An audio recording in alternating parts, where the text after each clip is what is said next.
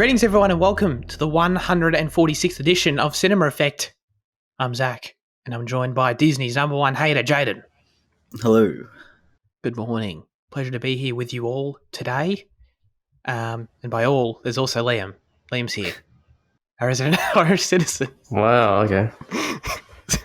Jeez, these intros keep getting worse, man. They really do. I feel like my best intro was my first one all those years ago. It's only gotten way worse. Ladies and gentlemen, this is Cinema Effect, the podcast where we usually review and talk about a different movie every single Monday, but this week we're reviewing a television program, and that television show is The Last of Us Season 1, which premiered on HBO on January 15th, 2023. The showrunners were, of course, Craig Mazin and Neil Druckmann. It is a drama, and the synopsis says, after a global pandemic destroys civilization, a hardened survivor takes charge of a 14-year-old girl who may be humanity's last hope. That's the best synopsis I've read of The Last of Us. Very succinct, very good. All right. I'm stoked to finally talk about this with you guys after Fitzy banned all Last of Us discourse for, 9 weeks? Unbelievable. We've been dancing around it. Banned is a strong Justifiably. word. Banned. I don't know. I felt I was being judged by Fitzy every time I brought it up. Jaden and I were trying to get around it whenever we could, you know what I mean? Like, Fitzy left the call. Jaden, what do you think of The Last of Us, you know? So yeah, anyway, it's all legal now. Everything goes. So that's good. And I think it's also worth noting before we get into our thoughts, the perspectives in play here. And that's the fact that we're all Last of Us fans. We've all played and completed both games, to be clear. So that's the angle we'll be coming at this whole discussion from. So yeah, very, very good. Liam, I want to start with you. What did you think of The Last of Us Season 1, which wrapped up just this past Monday? Yeah, I pretty much enjoyed everything about it. I liked the little additions, little cold open additions that they added.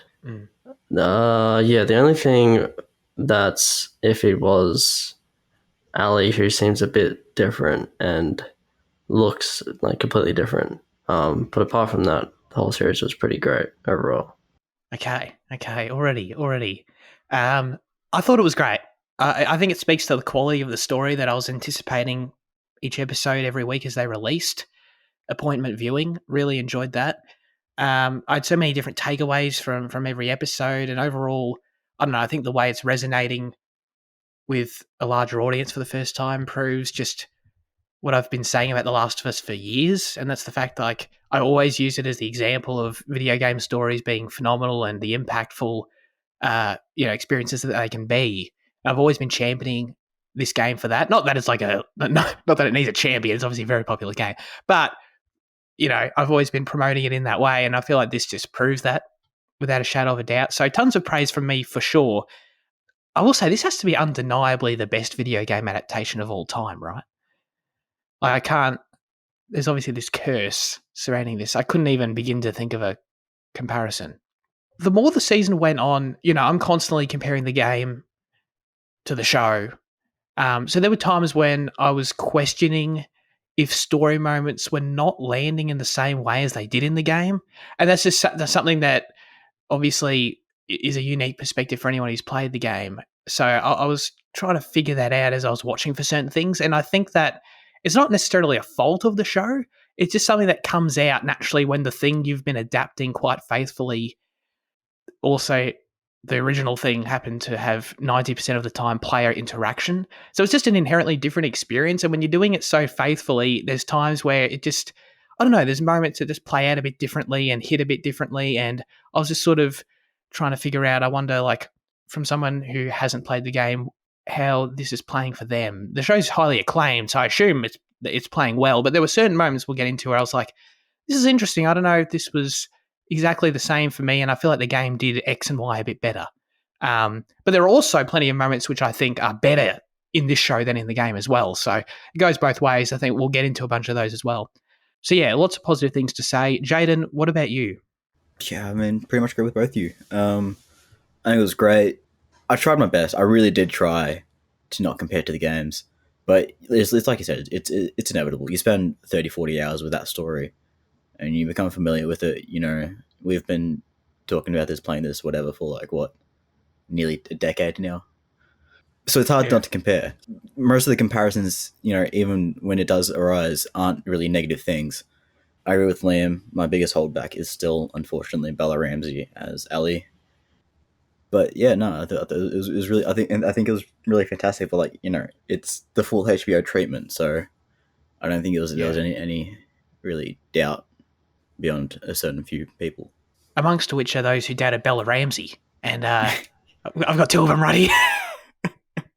So let's jump on the performances then. Let's jump on that. Are you guys? What's wrong with you guys? I keep everyone loves Bella Ramsey. You know what I mean? So Really? What's your problem? No, I don't know. But for me, I thought Bella was fantastic, and I totally see the differences. I think she's the character that, by the end of it, comparison-wise, and she's obviously one of the two main characters, so it's quite notable. I think she is most different. Like, I think Pedro's closer to Troy than Bella is closer to Ashley, Yeah. for sure. But overall, by the end, though, I thought she delivered a great performance in itself, and it goes for both of them, but talking about Bella Ramsey as Ellie specifically, I think that by the end, I really only did see Ellie in it, to be honest. I never once thought, oh, this is an Ellie, or I was just, by the end, I was just totally immersed in it, and I thought she did a really good job. What is your relationship then, I think Jaden, with Pedro and Bella? Yeah. The worst thing for Bella was the fact that in episode 9, it starts off hearing Ashley Johnson, and I'm like, oh, Ellie, and I'm like, oh, no, it's not.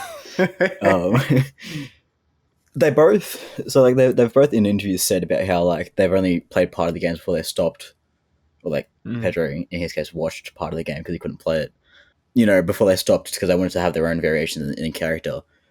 It just seems like Bella stopped at a much earlier point, because it doesn't feel like Ellie. It doesn't feel as I was talking about with Liam, who disagreed with me on Tuesday night about this, by the way. But I was saying she has a lot of the same attributes, but it comes off differently. The snark, it's just not. I don't know, the snarkiness isn't there, or it's not. The relationship isn't as playful. It's a lot more serious, I guess. I see that. I just think I still think there's a problem with her accent, just as the show continued. I think that's something we talked about earlier, but it feels like it does come and go. I think Pedro was the best possible choice for Joel, though. Especially looking at the shortlist, on IMDb, they've listed the names that were either auditioned or thought about for the role of Joel. Pedro's 100% the best. I see. What about you, Fitzy? Did you feel there was a disconnect? You were trying to compare the game versions, or how did it end up going? I liked her for what she was in the end, but she didn't ever feel like the Ellie in the game to me. She did feel very snarky. I disagree with Jane on that. It's not. I think she's perhaps even more snarky than Ellie in the game, but there's just never a connect between those two. Sure. Yeah, see, that's the thing. I don't disagree at all. I think she's quite different. And I think the relationship, Jane, when you said that the relationship has a slightly different vibe. They're clearly the same characters with the same things going on, but it just has a different energy. I totally agree with that. But it was never an issue for me. I sort of jumped on board, and I don't know, it sort of allowed me to see the characters in a slightly different way at times as well, which I quite liked. As opposed to it just being so dead on, because so much of it is so dead on that I was sort of, the most takeaways I was getting out of every episode was when there was something different, or the slight new angle, or an addition. So it was just sort of a different way to view the characters. It's still, I don't know, obviously it works because Neil is so heavily involved, but and the way the relationship builds out is so authentic and feels similar to the game. It progresses in a similar way. But I listened to the official podcast that they did, the whole thing, where Craig and Neil broke down every episode.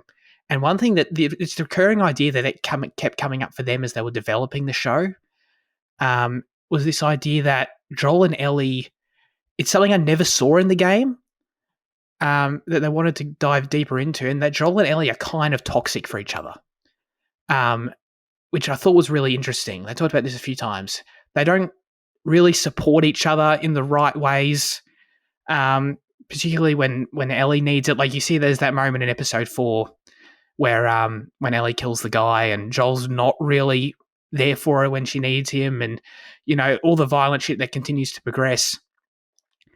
It's interesting. Their bond is built on such like a fierce protectiveness and fear of loss of each other, but in a way that they were talking about, they were trying to create it to where it's like an unhealthy degree, that its culmination is always like unthinkable violence all the time, which we see at the end. And not to go way too far ahead, but we see in the sequel, and that's that was something I never saw in the original game between the two.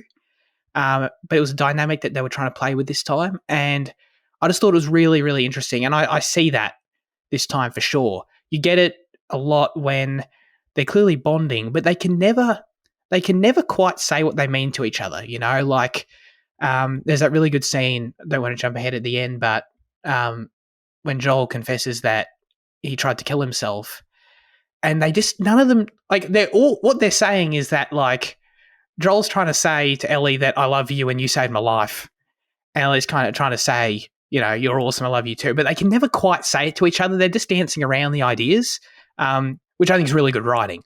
But yeah, I don't know. So I guess one of those best compliments I can give the performances and the way the characters played out this season, the dynamic between them, and the chemistry between them, is that it feels like something that I didn't see in the game originally, but it feels like it's complementary to the original material. And I feel like in the future, I'm going to view the game differently, and I'm going to view the story differently, but in a positive way.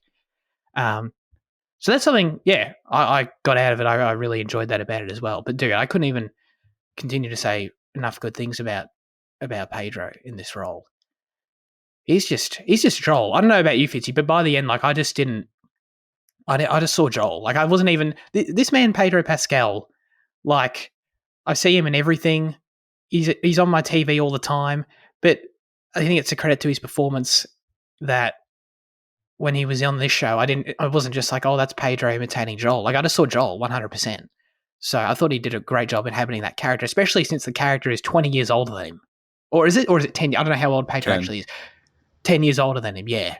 And that was never weird either. Like, it's great makeup and stuff there too, and the way he moves and stuff, yeah. So I don't know about you, but I always saw Joel 100%. Totally. So I pulled up this list of like the potential casting. I'll go through Joel first, and you just tell me when you. So where does this list come from? It's on IMDb about like people that were considered or auditioned for the role. So for Joel, we got McConaughey, Mahershala Ali, Hugh Jackman, Michael Fassbender, I heard that years ago too. John Bernthal, Gerard Butler, Josh Brolin, John Hamm, David Harbour, Keanu Reeves for some fucking reason, Chris Hemsworth, Harrison Ford, way too old obviously, Tom Hardy, and Joel Edgerton. So you tell me, from all those options, no one could really rival Pedro, I don't think. I think Joel Edgerton would have been interesting, maybe. Oh, yeah. And Josh Brolin possibly could have done something, but I think everyone else on that list probably would have been a miss. I'm obviously not there, but my understanding is that Mahershala I've heard about before. I think that was considered quite deeply, and I've also, Troy has talked about how he was pushing for Brolin at an earlier point. And he talked to Josh Brolin about it, apparently. So those are the two that seem to have some legitimacy that I understand. And for Ellie, we've got Daphne Keane, who was X-23 in Logan. And we've got Caitlin Dever, Macy Williams, Thomasin McKenzie, Eliza Scanlon, Isabella Vidovich, who I don't know, Bailey Madison, Nico Parker, who ended up as Sarah. I think Nico would have been a better Ellie, to be honest. Elle Fanning, Julia Butters, and then McKenna Grace. I honestly think Nico would have been a fantastic Ellie. Maybe. Yeah. I would need to see it. Oh, no, I feel like Nico was... Yeah, go. Sarah was more like Ellie in the game than what Ellie in the show was like Ellie in the game. I don't disagree with that, but I like that they created a bit of more of a separation between them. To be honest, it just goes back to what I was saying. I feel like Ellie in this version is a bit more violent, is a bit darker, and I kind of like it though. She's not Sarah, and that's sort of the idea, I think, is that she's not just a replacement for Sarah. Sarah is like really, I don't know, she's sweet, she's cool, she's really nice. That's sort of the impression you get with her. She goes over to the old lady's house and all that sort of shit. Yes, I don't know. Like Nico could have done a great job. I don't know, but I just feel like it's a different character. You know, I don't know if I would have wanted the same performance out of an Ellie from her. You know, Mm. that's what I would say. But dude, that entire opening with Sarah, Nico was so good as Sarah. By the way, they had to nail this.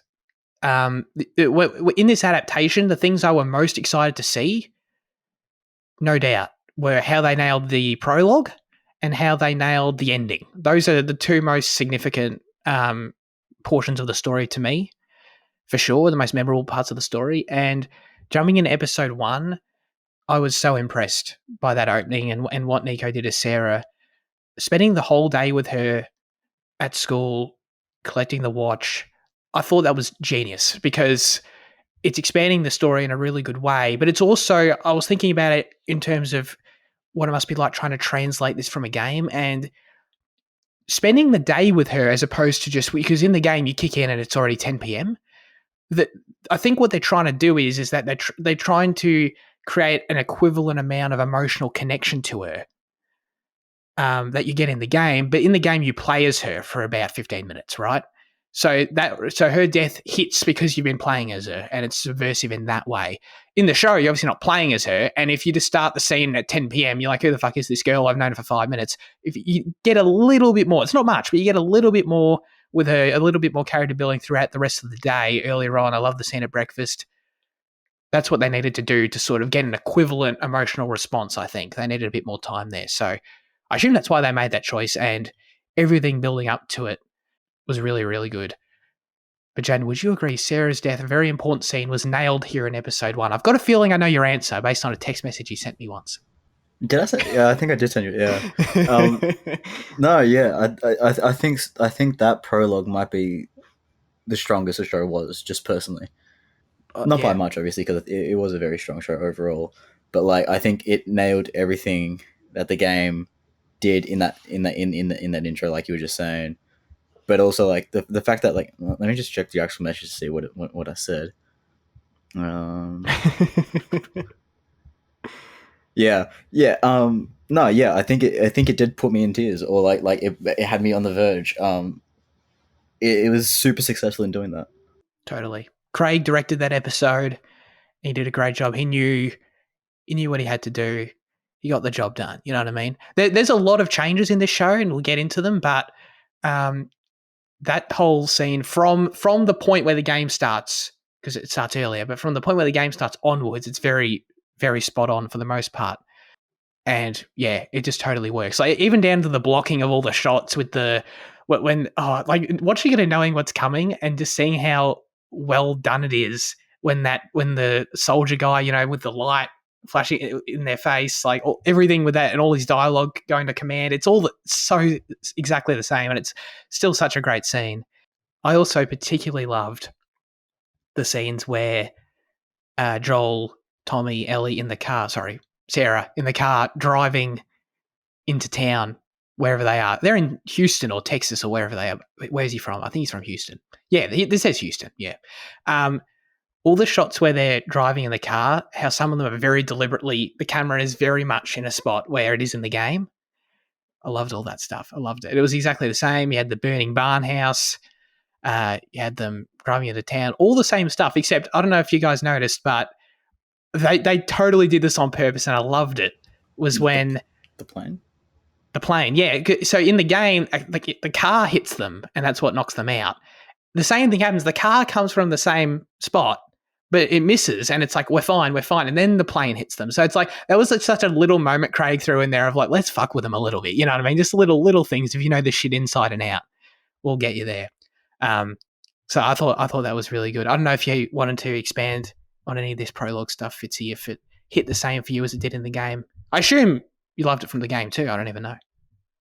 Yeah, I think the first episode was probably the best. Yeah, I don't know. It was super effective. Apocalypse, the start of apocalypse stuff. Right. It was pretty much, yeah, it was a good translation, yeah. That's totally true. I think that's probably what grabbed a lot of mainstream people right away, because I'm watching it knowing what's happening, sort of looking at it from that angle, as we all are here. But I think for a lot of people who had no idea what was going on, it was just effective in that way, for sure, where it was just like, this is just, I've seen apocalypse shit plenty of times, but this is a cool way to do it. Fitzy, transitioning out of the prologue, obviously Sarah's death is probably the most important scene actually in the story overall and how it informs the rest of the story coming. But transitioning out of that into 20 years later, how the show handles 20 years later, this was just something I thought was quite an interesting addition that they used to transition that was not in the game at all. Were you surprised by this kid walking through the woods who was killed by Fedra after he was infected? Yeah, that was an interesting choice. I didn't even remember that until you brought it up. But oh, sorry. It's pretty dark, I guess. Yeah, the whole show felt a bit darker than the game. I feel like especially because it's a game, it's just like more make believe, more fun. But because I think the television is feels more serious, just by its nature, I guess. Sure. I think an aspect of that too is just the fact that in the game you're committing ultra-violent acts all the time, just as part of gameplay. You don't even think about it. Yeah. Although I would argue that the game makes you think about it better than any other game does, but at the end of the day, it's still a game, so there's still a little bit of a disconnect there. So when the violent stuff comes into it, it stands out more, and they do it a bit differently at times as well. You're telling me the obvious example. The game about being morally grey makes you think about the violence? No way. What the hell? I love it. Did you notice that in that scene in episode 8 where all the raiders from David's town start trying to ambush Joel, how they're all saying each other's names like it's part 2? I noticed that immediately. I was like, they're definitely trying to get those ideas back into the first story, which is cool. Everyone has to have a name and like be humanized and all that sort of thing. But yeah, no, I thought this scene with the kid was interesting. And then they make Joel put him in the fire. I thought it was like, wow, way to set you into what's happened 20 years later. These Fedra people, not the nicest people out there, hanging people, executing people, all that sort of shit. So that was a pretty dark way to do it. I thought it was cool. How do we feel about the pacing episode to episode of the story beats? I know, Jaden, at the start, we were talking about this. You were concerned there was a lot of ground to cover in only 9 episodes. And I just wanted to get a sense of how you feel they did with plotting out the events of the game and how they broke it all down in the end. This comes back to one of those things about having spent 40 hours in the original story, where it's never going to feel like enough time when you're adapting it into one hour slots, just personally, to me. Because, like, the way I play games, like, you guys know what, like I take my time with games. I fucking explore every corridor I can find and try and do everything I possibly can. So I spend a long time with it. So the idea of adapting it in 9 episodes, not even 10 anymore, was worrying to me. But obviously the way you do that is you just remove all the gameplay elements because you don't need them. You don't need all the zombies. You don't need every blow to fight. You don't need every sneaking around in spores. So like, it ended up being honestly mostly all right. I think I still did feel a bit of a disconnect. Just it just comes back to playing it as well. I feel like playing as Ellie in that swap late in the game is so important and integral, and it feels like it's like this decently, like it feels like you spend a lot of time there. Whereas the show kind of addresses it in half an episode, where she's kind of on her own before she gets captured, and then it's done. But no, there's not any real issues with pacing. It's just once again game comparisons that aren't really relevant. Yeah. I would argue, I totally agree with you though, and I would argue that it's just one of those things where, like, could you have done it any differently? Maybe, probably not. But it's sort of what I was talking about at the start, where that exact episode you're talking about, episode 8, which I did really like overall, but the fact that you're not playing it does affect the pacing, and because it affects the amount of time to breathe between moments, and it just affects the overall experience of cutscenes and big narrative moments. I think the best example that, for me, was when Ellie kills David ferociously. Really good scene, really well acted by Bella. I just left myself afterwards thinking like, wow, that did not hit the same as it did in the game for me at all. And it's because, and I was thinking about why, and it's because in the game I'd spent the previous 30 minutes in an intense gameplay sequence on the edge of my seat, engaging with the stealth, all that sort of thing, and then for it to build to that moment where she goes ham on him, and it's like this hugely cathartic scene as well. Yeah. Oh, look at us go, we're linked. So that was it's just one of those things where, like, could you have done it any differently? I don't know, because it was done very faithfully and the scene was still great, and I don't know, but as a game player, I just noticeably thought, yeah, that wasn't quite the same. I feel like I was a little bit distant to this, as opposed to in the game when I was like really, really on the edge of my seat, really tense stuff. But I do appreciate that they recreated the diner boss fight, though. The crouching around, the ducking around the tables and shit. That boss fight's that boss fight's really scary in the game. So I appreciate that they gave that an effort to recreate that. I think for sure. I don't know if there were any other examples like that for you that stood out as maybe being a bit flatter than in the game. I miss very much the bloater at Salt Lake University. Or not Salt Lake University, whatever that university they go to is. Yeah, I don't know what it is either. Yeah. Because I spent so much fucking time there dying again and again, dropping into that basement, shitting myself, dying again and again, just for it to kind of be like completely skipped. But that's fine. It's like it's just one of those, it goes back to one of those things like, how often can you see a show bloater? How often can you have a zombie horde? How often can you be sneaking around in a show when you're not correcting it and keep it engaging? So, it's at the end of the day, it's fine. I understand. What about you, Fitzy? Were there any moments going the other way, comparing from the game, where you thought you had a specific memory of it maybe working better in the game, or anything like that? Before we get into the opposite, which I think there's plenty of as well. Yeah, the David thing is probably a good example of that. I feel like it's a lot longer in the game. Like, it's like a whole... Because you, like, play as Joel as well in that, right? When you, like, goes to find her. He sneaks through the snowstorm. Well, one of the other ones for me was... I don't know if you guys were surprised by the runtime of episode 9 and it being 43 minutes, the shortest episode of the series.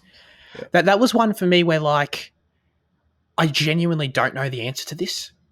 I was just trying to... And I wanted to ask you guys the question of, was it quick? Was it a bit rushed? And I don't know, because the pacing is so inherently different as an experience. I bet, but they hit all the beats. They did it. Like, it wasn't like there was something missing, but I was just like, I don't know. I really didn't know the answer, but it was just so noticeably short that the question came to mind. No, it was definitely rushed. Oh, okay. All right.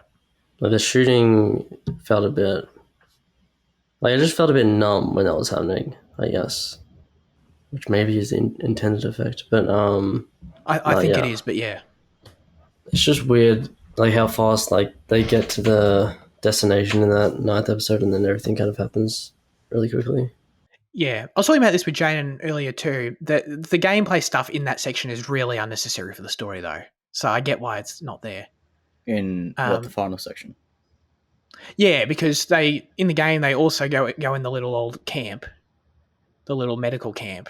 But then there's like, I don't know, another 40 minutes of gameplay afterwards before then the Fireflies capture you. But they just jumped right to the Fireflies being there, which was totally fine, I thought. Well, yeah, I like, obviously the way that final act of ultra violence is depicted is very different to how it feels in the game. Obviously when you're acting it out, you feel very righteous as Joel. You're saving Ellie. You're doing the right thing by his standards, by his view. But in this, it didn't really feel like there was much of Joel's perspective of it being right in this in the show. I guess in the show it feels very morally grey the entire time, whereas in the show, the morality of it, in the game, the morality of it kind of sinks in a bit after, once it's finished. I guess that's kind of the difference I feel. Yeah, I agree with that. I saw some people disappointed with this scene where Joel makes his decision and starts massacring the Fireflies. I thought they might tone down this scene from the game, because in the game, like, it's more of a gameplay focused thing where, like you say, you're not really thinking about the morality of it because you're just there trying to you're stressed out trying to duck for cover and get ammo and shit. You know what I mean? It's a pretty intense gameplay sequence. And I thought they made other choices where they didn't want to make the violence seem unrealistic. So I thought they might tone this down out of the perspective of, Joel murdering all, like, 20 other soldiers by himself would seem unrealistic for TV audiences. They did the total opposite. They really emphasized, even more than in the game, that Joel is a killing machine and that he can murder these people all totally fine, and doing so in cold blood, executing them, all that sort of stuff. It was just a different vibe. I think they wanted to go for something that was a lot more dark, a lot more depressing. Like Jaden, exactly. I totally agree with you, Jaden. Like just really sitting with the ethics of what he's doing, and like watch him really soak in what he's doing right now and the horror of his actions. And I loved how Gustavo used a very dark, ominous version of the main theme throughout that as well. I thought that was quite effective. So it had a different effect. Jumped a bit all over the place there, but that's all fine. Fitzy, did you have a favourite episode? Take us, choose your way, choose your direction. What's it called when you choose your own narrative, adventure book or whatever? You're choosing. First episode is my favourite. There you go. Oh, see, but we've already sort of done that. Wait, what? What are you asking me? I'm asking you to pick where we go, where the discussion goes. Oh, what? I thought you said what my favourite episode was. Yeah, I did, but pick another one. Pick another favourite. Oh, okay, fine. Episode 2. Well, episode 3, we should talk about the Frank episode. Yeah, let's do that. The Bill and Frank episode. This is one of the biggest changes. Absolutely, it is. Yeah. So you get this whole thing where, first of all, in the game, Bill survives this whole thing, and it's this whole thing where you go through with Joel and Ellie, go through his town. Frank's a character, but he's only mentioned. He's sort of a background. He's more of a backstory for Bill in the game. But instead, they go all in on this Bill and Frank relationship. This episode is of course very well acclaimed. It sort of stands out from the pack. I feel like of the collection of episodes, it's the most like standalone-ish, the most you can look at by itself. So yeah, there's some interesting things to say about it. I think, Jane. And what were your thoughts on it overall? Well, I think I said this when we're heading away. This is the Emmy episode, like this is the one that gets the guest performance nominees. This is the one that gets the directing. This is the one that gets, all that shit. I think at the time it was probably like when it dropped, it was probably like the strongest episode. Just because I had episode 1, because episode 1 had that extra length in it, and kind of establishing the QZ. I wasn't a massive fan, so episode 3 was definitely the strongest one when it dropped. Just personally. But then by the end of the show, I think it dropped down the ranking a little bit. But I think it was a phenomenal way of addressing, a rather minor character, and then also once again just swapping up all those gameplay elements to still include this part of the story that is kind of significant, I guess, in the game at least, and then just presenting it in a really good way. I think it's just a fantastic episode, fantastic relationship. Powerful stuff. What about you, Fitzy? Did you have a standout performance or anything like that, or just what you thought about it? No, yeah, it was a banger.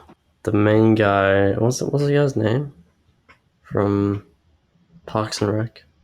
Nick Frank, Offerman. Bill, Nick Offerman. Yeah, he was really good. Oh, it was like the setup of him as like a doomsday prepper, and then like when White Room played, and he was like running all across town, like getting all the supplies. That was so fun. That was so funny setup.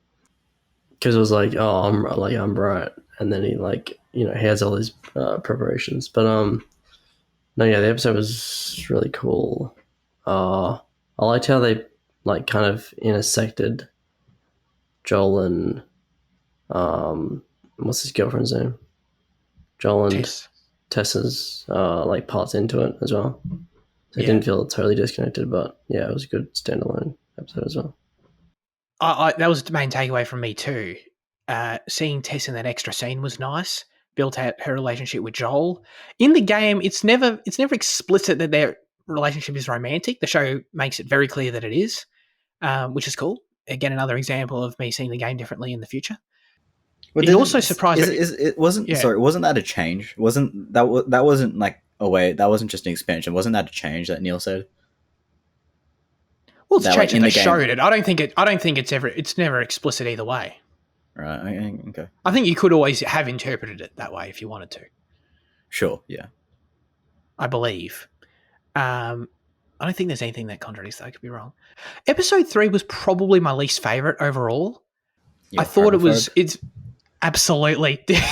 Of course, did you see it inevitably get like a little bit of a review bomb on IMDb? Yeah. Made my eyes roll. I thought it was a really well-made episode of TV. It was very cinematic. Really enjoyed it for what it was. It just, outside of what Fitzy already brought up of how it sort of connects to Joel's story and Ellie's story and how it connects back to the modern stuff, that's what I liked most about it. Because that's why I'm here with The Last of Us, Like, it was a really cool short story, really well acted. I thought Murray Bartlett playing Frank was phenomenal, dude. He's Aussie. He's in The White Lotus.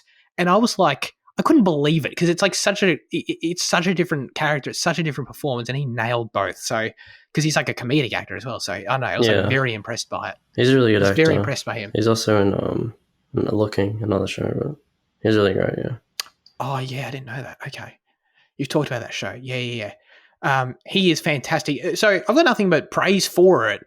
It's just, I don't know, like it also, and I think this is by design, by what Bill's Town is and how it's its own little world where you sort of forget the apocalypse is happening for a large chunk of it. Obviously Raiders attack and that sort of thing, but it is very much its own isolated incident where everything is quite, in terms of the scale of the world, the everything is quite rosy in that town, So it was just, it's not really like my ultimate Last of Us experience, if that makes sense. And my favorite part of it was the end of it when we tie it all back in. But no, it was still a really good episode of TV though, for sure. Well, I think that just goes back to something else I was saying back when that debuted, is that it feels like they're trying to tell more stories about the Last of Us few rather than like the Last of Us being Ellie and Joel. So by showing those vignettes, and obviously later you get more of it with that old couple, and you get this like kind of in-depth view on Melanie Linsky's character and all that shit.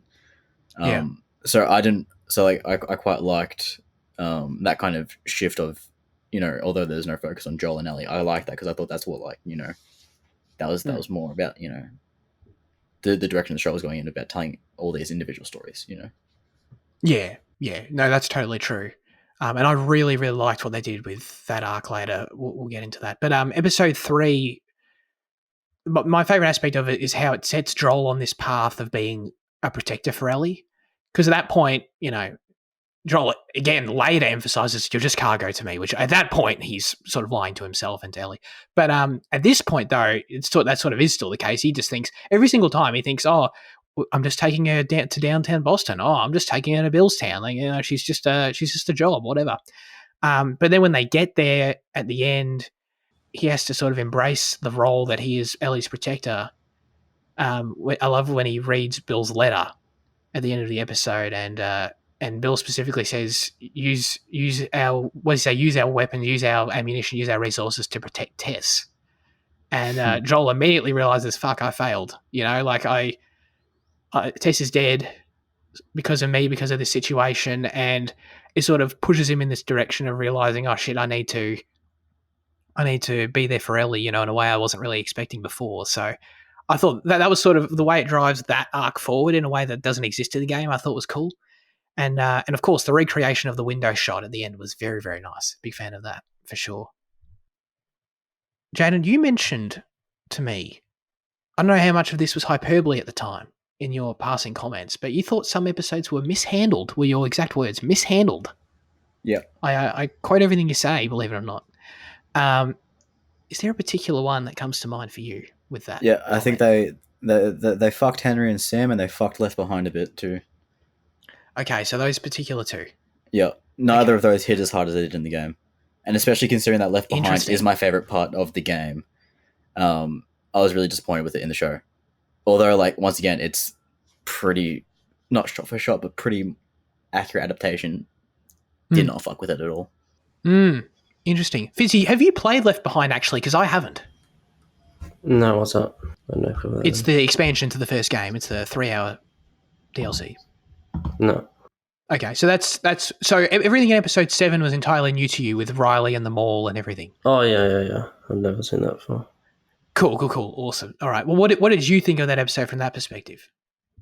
I thought it was pretty good. It was the first time I was kind of getting, understanding Ellie more, or like getting to know Ellie more. The Ellie in this show. After that point, I think I was more behind Ellie, because before that she was just kind of, a wise crack, I guess. A wisecrack. Yeah, it's fair enough. A little whippersnapper. A little. Yeah, but Left Behind, I liked it. It was probably my second least favorite episode. I don't think they botched anything per se. I'm really building a narrative here, aren't I? No, I thought it was really good. I thought Storm Reid was great as Riley. I think Storm Reid's great anyway. And I thought it was a sweet story for sure. I liked how it was really I totally agree with it being an expansion of Ellie's character. I really sort of, my main takeaway from that episode was seeing it as an exploration of Ellie's fear of being left alone, and that sort of being a real drive. I mean, the game, it's called Left Behind, if you didn't notice. So it's like really spot on with that. And that is Ellie's ultimate fear in life, and I feel like that's core to her character, and seeing that sort of play out in this story, I think is really, really cool. She literally writes as much on Sam's whatever that was, sketchpad thing, when she writes what her biggest fear is being left alone. So then that's when we see sort of the origin of that and that play out in this episode. So no, I thought it was really good. Yeah, but I don't know, wasn't as much of a standout for me. Was there any particular thing you thought they botched about it, Jaden, or was just like, yeah? I hate having to keep on mentioning it, but I think it was maybe a gameplay thing. Just once again, getting to play those 3 hours rather than being a passenger to it. Getting to do the mini games and shit. Yeah, well, yeah, because they are just such magical moments. Like the way that when you play them, sure. Yeah. Like the way that Riley fucking explains it to Ellie, and like she visualizes it, and like the way these colors flash against her face, because obviously there is no fucking screen projecting it in the game. It's because there is no real power to that section. So like she has to imagine it, and Riley describes all the actions to her, and it's just, this scene is just a tight close up of Ellie's face in the game. And you see her kind of emotions just kind of like as she flinches and winces and kind of, as she moves the things. It's just a fucking awesome, fucking brilliant moment. And then you don't have it here because they actually do play the game, which is probably maybe... Actually, no, fuck it, no. It would have been way better for TV had it been that same shot. Because I really would have displayed fucking Ella's fucking Bella's acting... am I saying it? Bella's acting range. There you go. And I just think the mall as a device was also a lot more fun in the game. The way that you kind of have to navigate it, and the zombies there, and the infected there, and all that stuff. I understand that. I've never played it. I've watched it, but the game version. But I can understand how it would feel a bit more unique and a bit more special in a game setting as opposed to. It doesn't feel as, I don't know, as unique. I feel like in a TV setting compared to what other stuff on, necessarily. Episode 5 though, episode 4 and 5, mainly 5. How wrong you are. What an absolute banger. This is my favourite episode, and IMDb agrees with me, so I don't care what you think, Shannon. Are you sure? It does. It's the highest rated episode. I thought episode 5, 4 was sort of a prelude to it, and 4 is good too. I like, touching on 4 quickly, I like, the introduction of the joke book, Joel and Ellie's banter. That's the scene where Joel sort of is opening up to Ellie, but then also says, "You're just cargo, I don't care about you." So it's like clear there's progression happening there. That's when it starts to turn. But episode 5 was an absolute banger. I thought this episode was devastating. I thought it really improved on the Pittsburgh section in the game. That's one thing of note as well, is the fact that in the game they're in Pittsburgh and the show they're in Kansas City, which is kind of interesting. But I thought it was a huge improvement personally. Like for me, I don't know, like I always liked that section in the game. For what it is, I think I've talked about this with Fitzy too in the past. Like, I think it's in the game, it's too long. Like you're in that, you're freaking fighting through the hordes of rebels for like ages. And Sam and Henry, they're cool. I think they're well acted characters in the game, but they don't really ever go far beyond just being something you'd see in The Walking Dead, just like pals that you're surviving with for a little bit. You know what I mean? There wasn't a lot of depth there for me in the game. And by far their most impactful thing in the game was their ending and what happens there at the end where Sam gets infected, Henry kills himself. That was super impactful in the game. But leading up to it, I was just like, oh, yeah, no, these people are cool. I like these dudes. And that sort of never really got beyond that for me. But in this one, man, I love the change of them not just being survivors, giving them this whole backstory, Henry being a rat, understanding clearly why he ratted, Sam being younger, deaf, created this whole new dynamic with the communication between them, which I thought was really sweet. And their ending was just as effective, with all the added backstory that really fleshed them out beforehand. So I thought this was a significant improvement personally. I like the whole thing with just like Melanie Linsky being the leader of the town and having the backstory of the brother, and like all these guys working with her, and yeah, I don't know. It was like tiptoeing around the city was kind of cool. I felt like something that you'd see in a game, like the stealth element, but it was actually like engaging to watch. So yeah.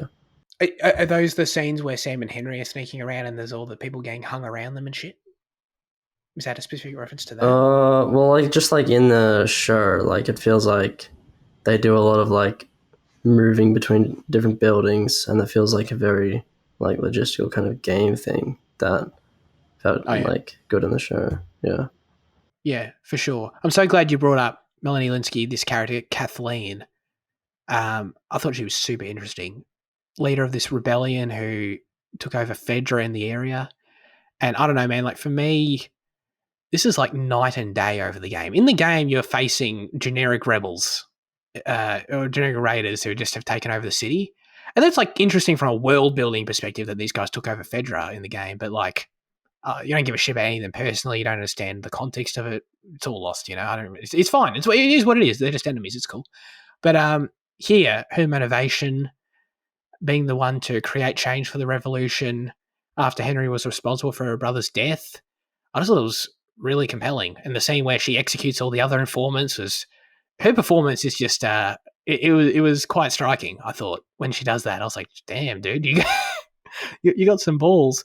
And the way that she's opposite from her brother, who was apparently the leader of this revolution and preaches forgiveness and kindness and peace and all this sort of shit, but he never got anything done. And that's what the character Perry tells her. We loved your brother, but he didn't have the balls. He didn't get the job done like you did. You got to have a bit of a mean streak. You got to have that will. So I thought this was a super interesting take on this, and I thought, yeah, all of this stuff, all the dynamics at play between Henry and her and Perry and the brothers' backstory, I thought it was all really good.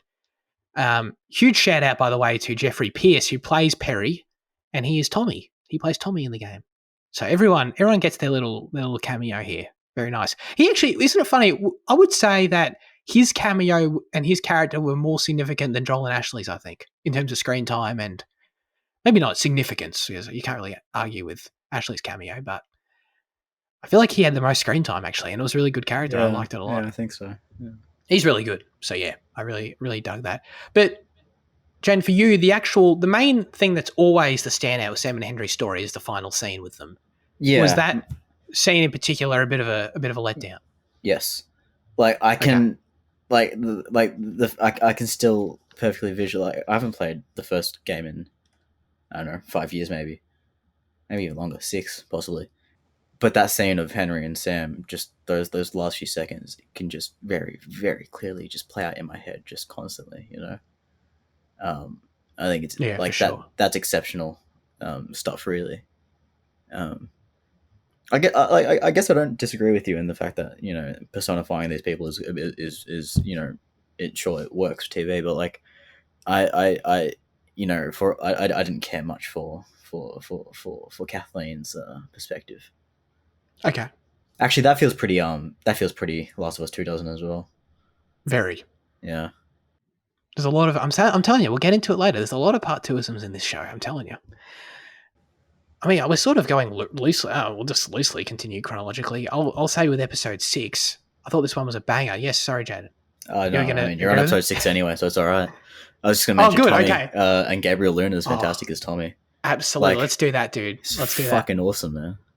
Gabriel Luna was fantastic as Tommy. Tommy's a fantastic character, by the way. Tommy is probably, just in both show and game, is probably like the most underrated character, I would say. Like, he's genuinely like one of my favorites for sure. He's a very interesting character. Dude, I assume this is a standout for you too, mentioning him, but Joel's conversation with Tommy in the I don't know where they were, in that little workstation place they were hanging out in. That sit down one-to-one conversation about wanting him to take Ellie, wanting Tommy to finish the job, was incredibly impactful. Like Joel breaking down how helpless he feels about not being able to save her. It's really this interesting deep dive into the psychology of the character, seeing how terrified. What another great little scene when that dog was going to sniff out Ellie's infection, by the way, earlier in that episode. And seeing how terrified he was when the dog was scoping her out, and so was I. Like, even though I knew, like, it was weird. I knew what was going to happen, but I was scared shitless of that because I was like, how the fuck are they going to get out of this as a dog? Like, what? So that was crazy. And how for him at that point in action, or the situation being taken out of his hands for something as important as her is his greatest fear, and he sort of breaks that down. Obviously, very rooted in the loss of Sarah earlier and all this sort of stuff. But I thought this was a great scene, and it really reminded me of. I don't know if it did for you guys as well. It really reminded me of the scene at the beginning of The Last of Us Part 2, where Joel and Tommy have this this breakdown, have this like one-to-one, heart-to-heart. It's something it's not in the first game at all. You never see that, and it's like the most emotionally vulnerable Joel you get. But they sort of reshuffle things and they put it here in this first season, and I thought it was great. It felt like this really emotional Joel. You see him in a different way, and especially when you compare it to the game, I feel like the game sort of brushes over. I could be misremembering. I feel like it brushes over the idea that Joel wants Tommy to take Ellie. I feel like it's never a big beat in the game. Yeah. Here they really sit with it for like 20 minutes, where it's like Joel wants to be rid of her right now because he can't deal with it emotionally, and the acting and the scenes, just a masterclass of conveying all that stuff. So yeah, that was my favorite new scene in the show by far, and I thought both guys were fantastic in that scene for sure. Like when they first meet as well, when Tommy and Joel first meet again, yeah. It's like a sense of like disappointment for both of them, I guess. So that was really good in the bar. And I thought like the town was like pretty much exact to the game as well.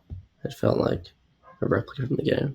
Spot on. It felt like a replica because it's not in the game. It's in part 2 only. So I thought that was a really nice touch to go in, and they even recreated the whatever it is, the cafeteria, I don't know what you call it, the mess hall, with the lights on the roof. That particular set, really, really well done.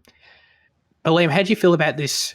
I don't know if this was ever a standout scene for you. I think it's a standout scene for a lot of people in the game, is the scene where Joel and Ellie have this conversation in the bedroom. What's the best way to describe it other than that? I don't know. I always remember it as the dialogue's so good in this scene, dude. I always remember it as, you don't know what loss is. Like that's a fantastic line. When, they're basically having this back and forth about if they want to continue together or not, and they're basically having this, I don't know, game of chess about their own fears and emotions of how they want to continue with each other. I don't know if it was ever a standout scene for you, Liam, or how you felt about it in this show, but I thought it was a 10 out of 10 recreation. Yeah, that was pretty good. It wasn't a standout for me. Okay. That was pretty good. I think that scene is just I think talking about that now is kind of what makes me think that it's Ashley Johnson's voice. It's like it is the voice and the accent that is like the main thing for Ellie for me, I think. Everyone I've ever loved or cared for has either died or left me. Yeah, like that delivery. Yeah, there's just this certain breaking in her voice that just kind of permeates a lot of her like more emotional dialogue. That you don't get with Bella, but when you're a voice actor, I guess you are more versed into your craft and what you have to do here when you can't use your expressions. Sure. I mean, I definitely hear the difference. I think you're right. As well. Yeah. Yeah, I think you're right. I just think that scene's so good, man. I love it. And the cinematography of episode 6 as well was a standout for me. I love snow in The Last of Us. Just make the whole thing set in snow. You know what I mean?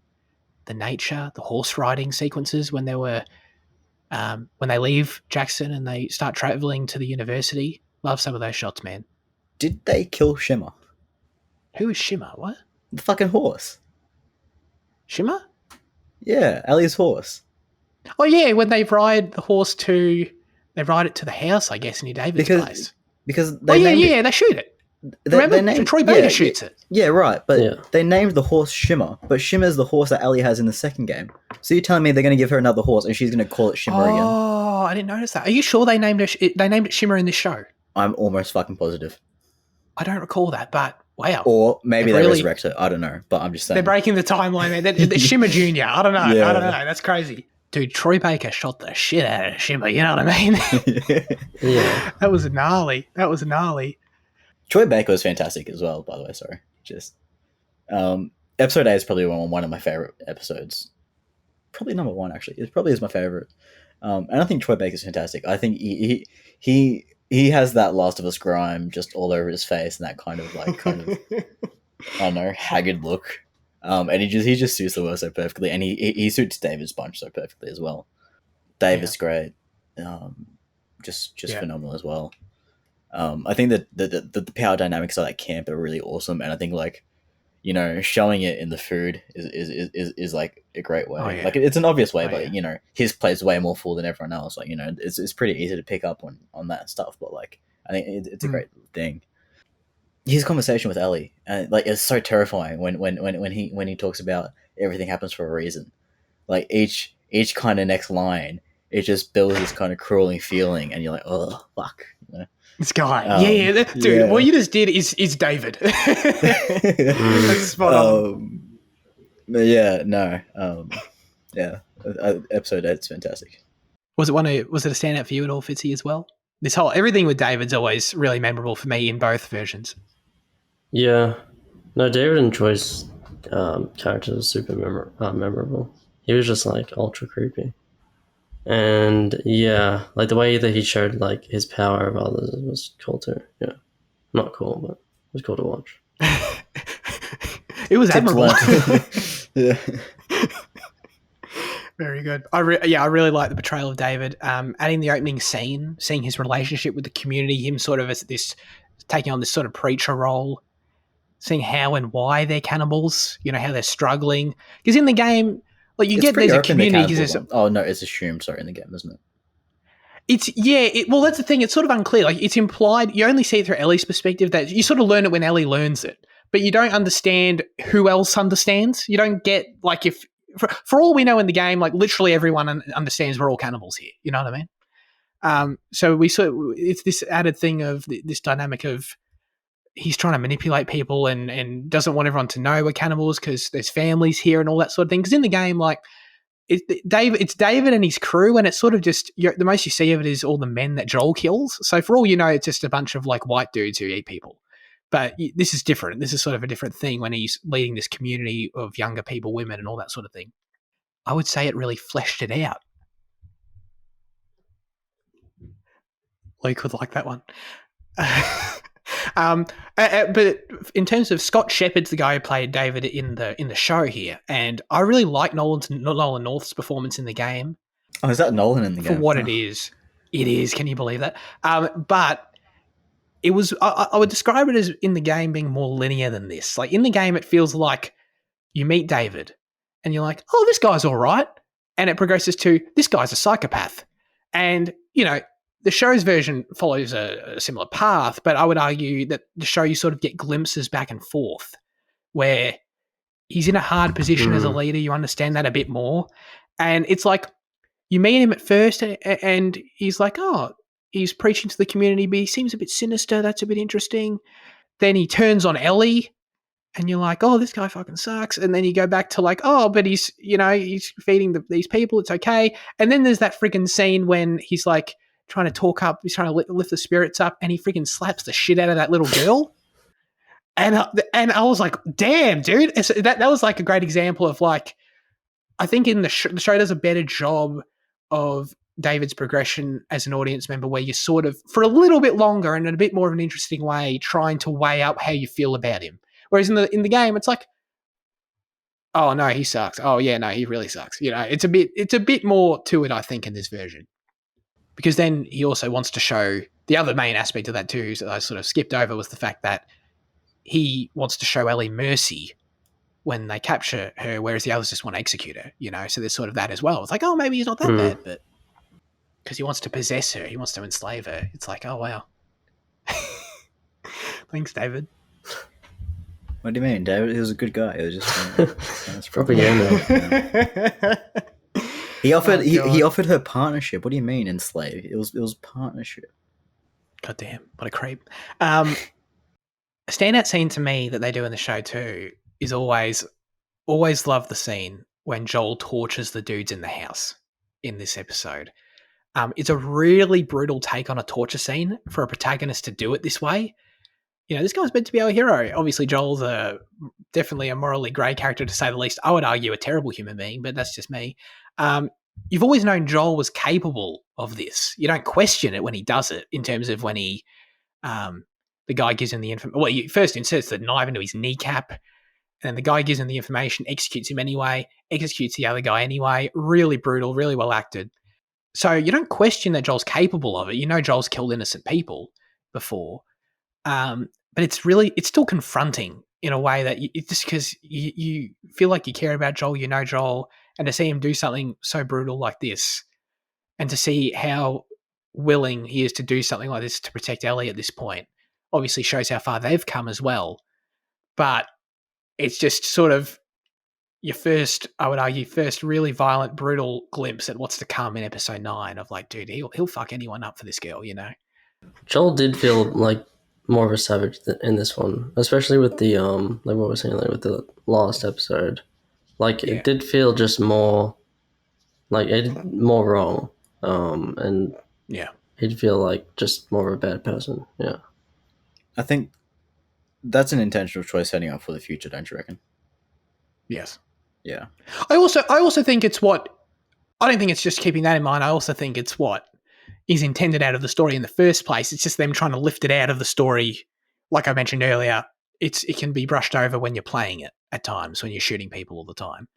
And I just think it's them. It was always there. They just want to sort of really use TV to hone in on that aspect, I think. Speaking of, we can get to 9, I think. We kind of skipped over Tess, to be honest, a little bit, but that's all right. A little bit. You want to shout out Tess? You got something nice to say about Anna Torva's Tess? Because I thought she was great. No. fuck Tess, dude. Tess sucks. No. I'll talk about Joel's choice. I'll do it. I don't care. I'll continue my thesis on Joel. Joel's choice at the end of the game to me always made sense, of course, in terms of him choosing to save Ellie over the rest of humanity, which is what he does. It always made sense. You only have to look at what happened to Sarah. But I think the show, all the way through, and it's something that came up a lot on the podcast, a lot. They talk about it all the time. And the podcast was sort of like, they didn't directly spoil anything, but they understood that if you listen to this, you probably have an understanding of the story. You're a fucking nerd. Oh, I know. I'm sorry. Dude, the podcast is great. Highly recommended, by the way. Craig Mazin loves this shit. But in the show, all the way through, the characters, the stories per episode, all the changes that they make, some of which we've talked about, it went from changing Joel's decision. It changed a little bit, in my opinion. It went from it feeling like a choice Joel made in the game, and that you sort of participate in as the player, and it being, wow, that's a bold choice, Joel. It changed it to, in my opinion, to almost just feeling like an inevitability. And if something stood out to me, I was already feeling this way, but in the behind the scenes for the final episode, Neil Druckmann said something that will forever stick with me, in the guy who created this story and created this dilemma for Joel. And he said that the decision to save Ellie at the end is the easiest decision Joel's ever made in his life. And I think the show did a great job at establishing that, setting that up. He fails to save Tess, as Bill points out in the letter. He bonds with Henry about being a protector for their younger companions, sees the consequences of Henry failing in that role as well. He's surrounded by failure all the time, of these people who fail as protectors, who fail as fathers, he himself having failed awfully as a father and before in his life. Craig actually, Mazin on the podcast, he specifically pointed out the scene where he buries Sam and Henry.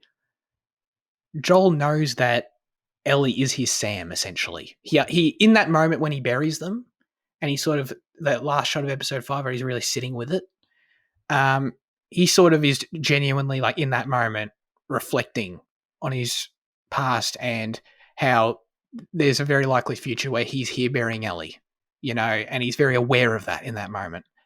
And he cannot let something like that happen to him ever again, you know?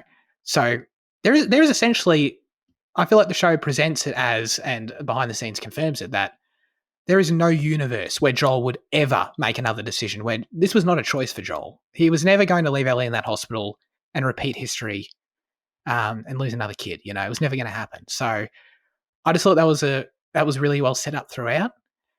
And it's still a fantastic narrative choice, interpretation thing to talk about and discuss. But I think it just speaks to how well fleshed out Joel is as well as a character, that, you know, this guy, he makes, can you believe, like, this guy screws humanity. That's what he does, you know?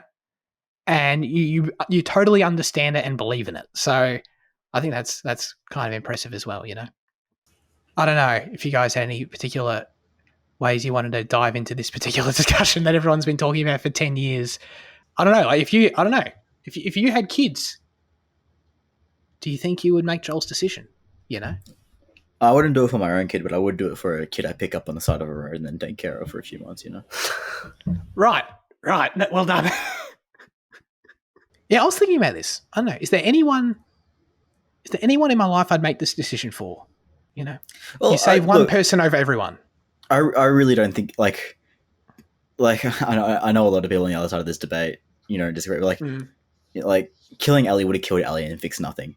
You know, I know people hate that answer because it oversimplifies the debate about, you know, about the ethics of it all. But like I think that's my in that situation that'll always be my perspective. You know, like, world's going to fucking anyway. You know, any number of factors could change the next day. You know, clickers and fucking all that shit could storm the hospital. Like it is the obvious option. It is the only option in like same thing. You know, only option. Mm. You know, good old Jerry. You know, he was actually a shit doctor in the past anyway, so he couldn't have fixed anything. We're not there yet, Jen. I'm just saying. Jerry's a spoiler. No. Mate, he was a GP. He wasn't. You know, he wasn't a viral fucking. Yeah, he was a chiropractor.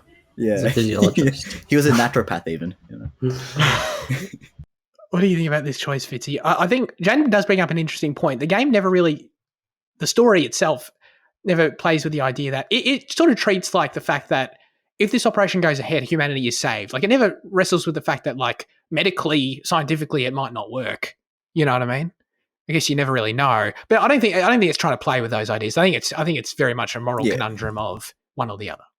Come on. I personally just saved mankind, but that's just me. That's just me. No, I don't know. Damn. It depends, you know. It's tricky. We'll see. Yeah. We'll cross our bridge when we come to it, you know. It's a tricky one, for sure. I love talking about it, though. What about Ashley Johnson's cameo scene? This is the cold open to episode 9. I think it's a really memorable scene for game fans. It really expands on a lot of things.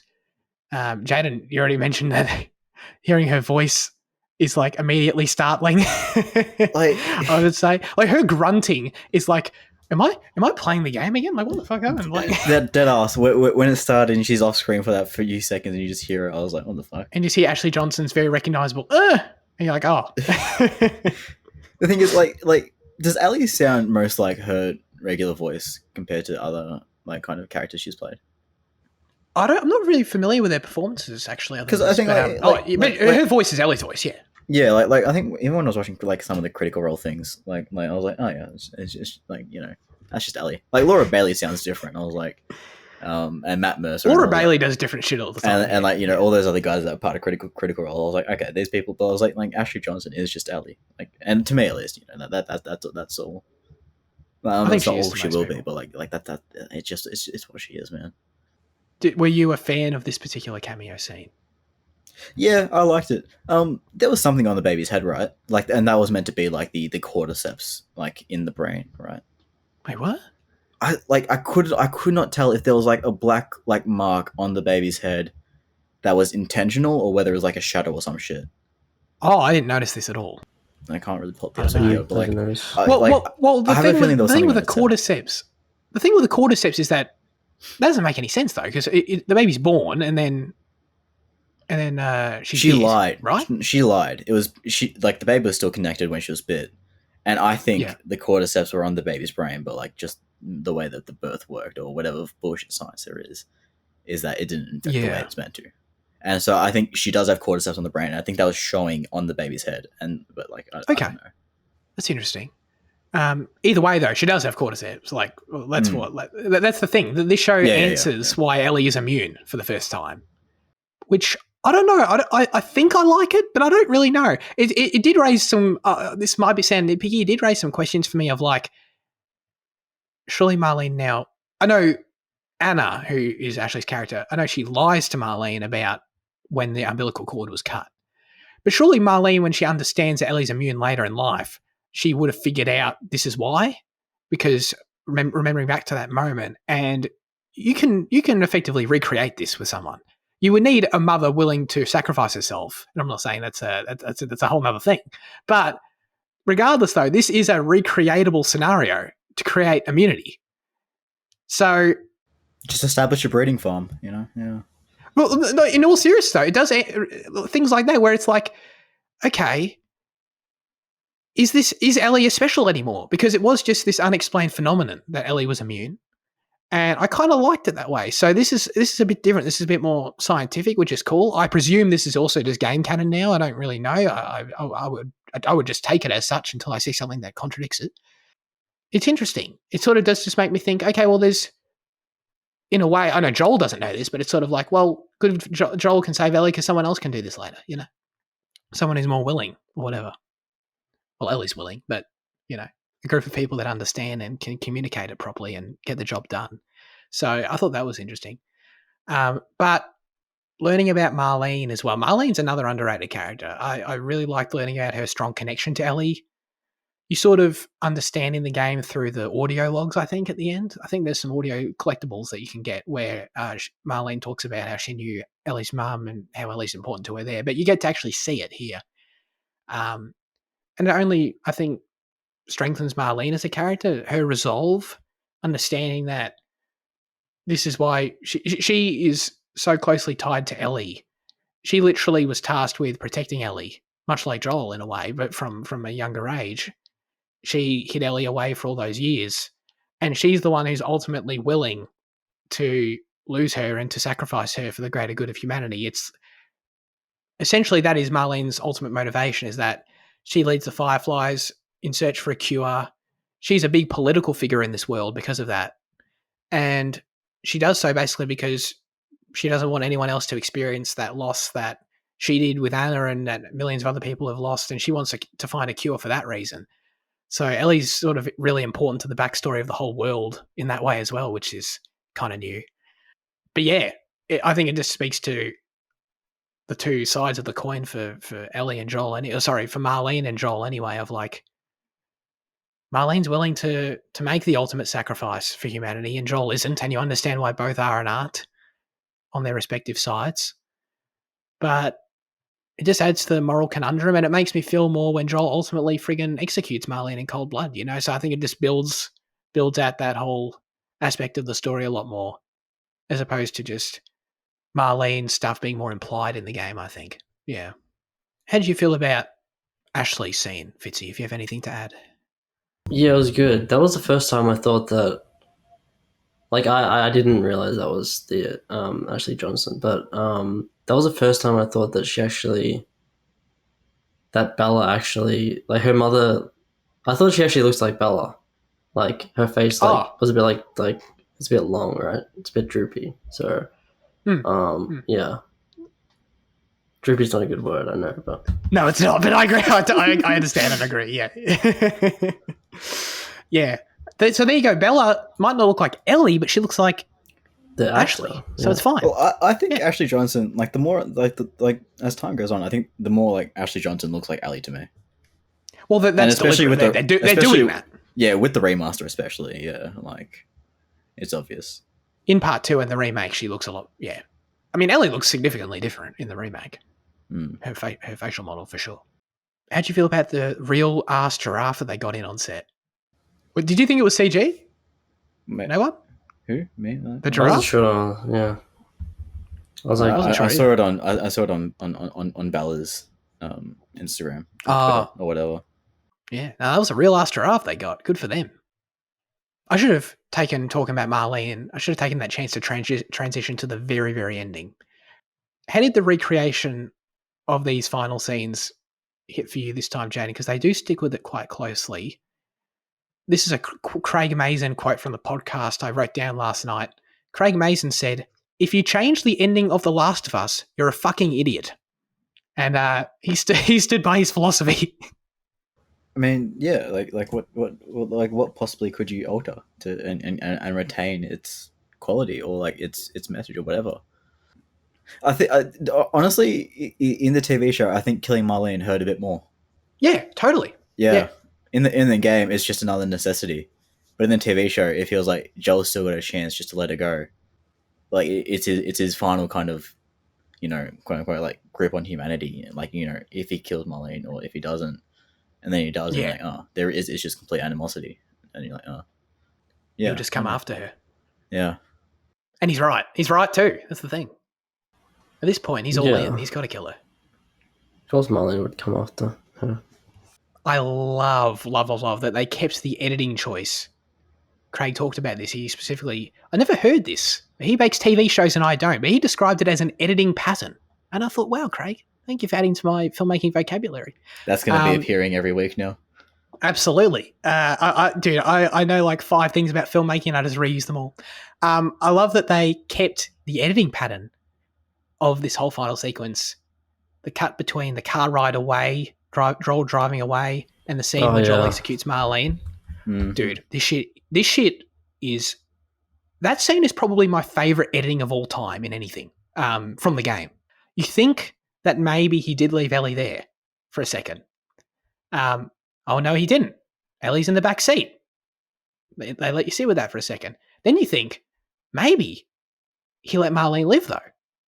As he's lying. He's lying to Ellie. He's like, oh, it turns out they've stopped looking for a cure. And he's like, and you're like, oh, but hang on, he could let Marlene live still. No, he didn't. But the way that plays out, cutting back and forth between those two particular scenes, accompanied by the score and the performances, particularly Pedro, of course, carrying both versions of the scene back and forth. Those cuts are so dramatic, man. They've always been some of my favorite editing in anything. And in the words of Craig Mazin, you're a fucking idiot if you change it. So he didn't change it. He nailed it. Absolutely love that they kept that. I've never done this before. I was actually actively sitting in my seat. Like, usually, you're investing in a story, you're rooting for characters, you're rooting for things to happen, like literal things to happen on screen. I was actively sitting there anticipating the cut.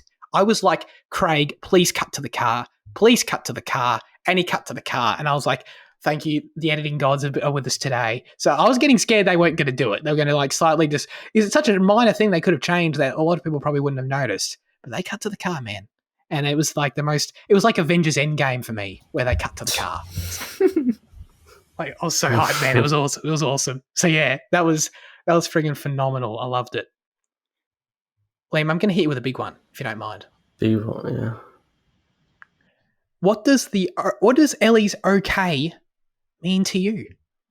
Do you mean like? Do you think that you're asking if I think she's like lying, or if you think if I think she anything? knows? Take it however you like. I don't know. I think she has like an inkling that he might have, teared the house down a bit, but she's just kind of, like accepting, I guess. I don't know. But then there's a part of her that's kind of pissed. I don't know. Yeah, it's a mix. It's a mixed okay. Yeah, it's a lot of things. Yeah, those are all very valid. What about you, Jaden? And did it maybe change in the show versus the game, or is it just uniform thoughts? I don't know.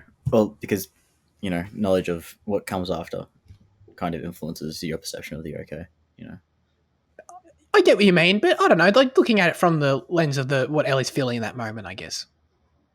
I think she understands that he chose her, regardless of whether he's lying or not. Like, obviously, like, she's pulled out of surgery, still drugged, still in the gown. She knows something is off, and I think her okay is an understanding and an acknowledgement that he chose her regardless of the effects, and that she is literally okay with it. Like, at this point in time, confused as to feel, but okay. Interesting. I will say in the podcast they sort of give their opinions. I think it's funny. Like Neil's like, I'll give my opinion, and it's like, well, Neil, your opinion's fact, mate. All right. But he was courteous enough not to like just ruin it for people. But he did explicitly say though that there is no interpretation of the scene that is correct where Ellie believes Joel. Ellie does not believe Joel entirely. It's not like the okay is not, all right, good for you, Joel. I believe you, and they move on happily ever after. That is not accurate in any way. I also disagree with the interpretation personally and always have with the idea that, oh, she knows he's lying. And she's just saying, okay, like she's really bummed that he lied to her. I don't think she can know he's lying. I don't think you can ever know someone is lying to you, to your face. I don't think she believes him though. You know what I mean? I don't think she believes him at all.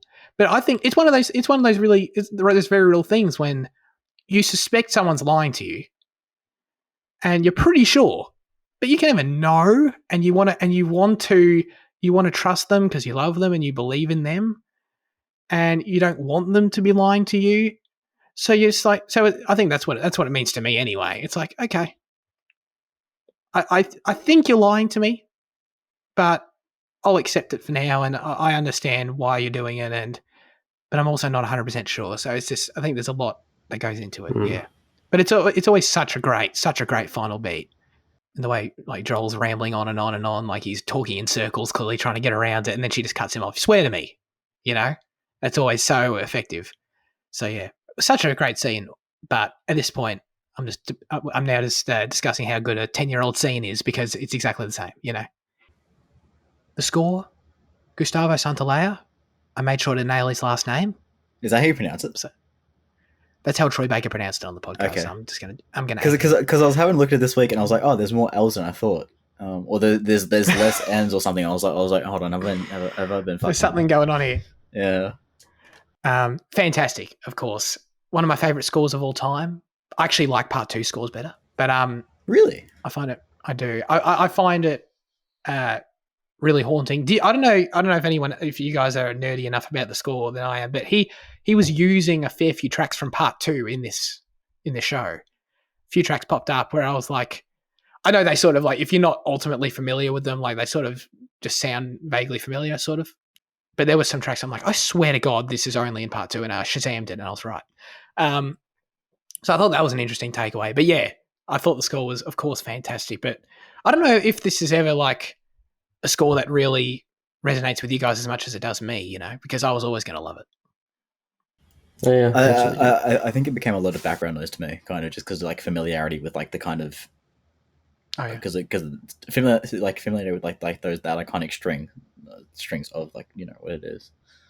Yeah, I like that they used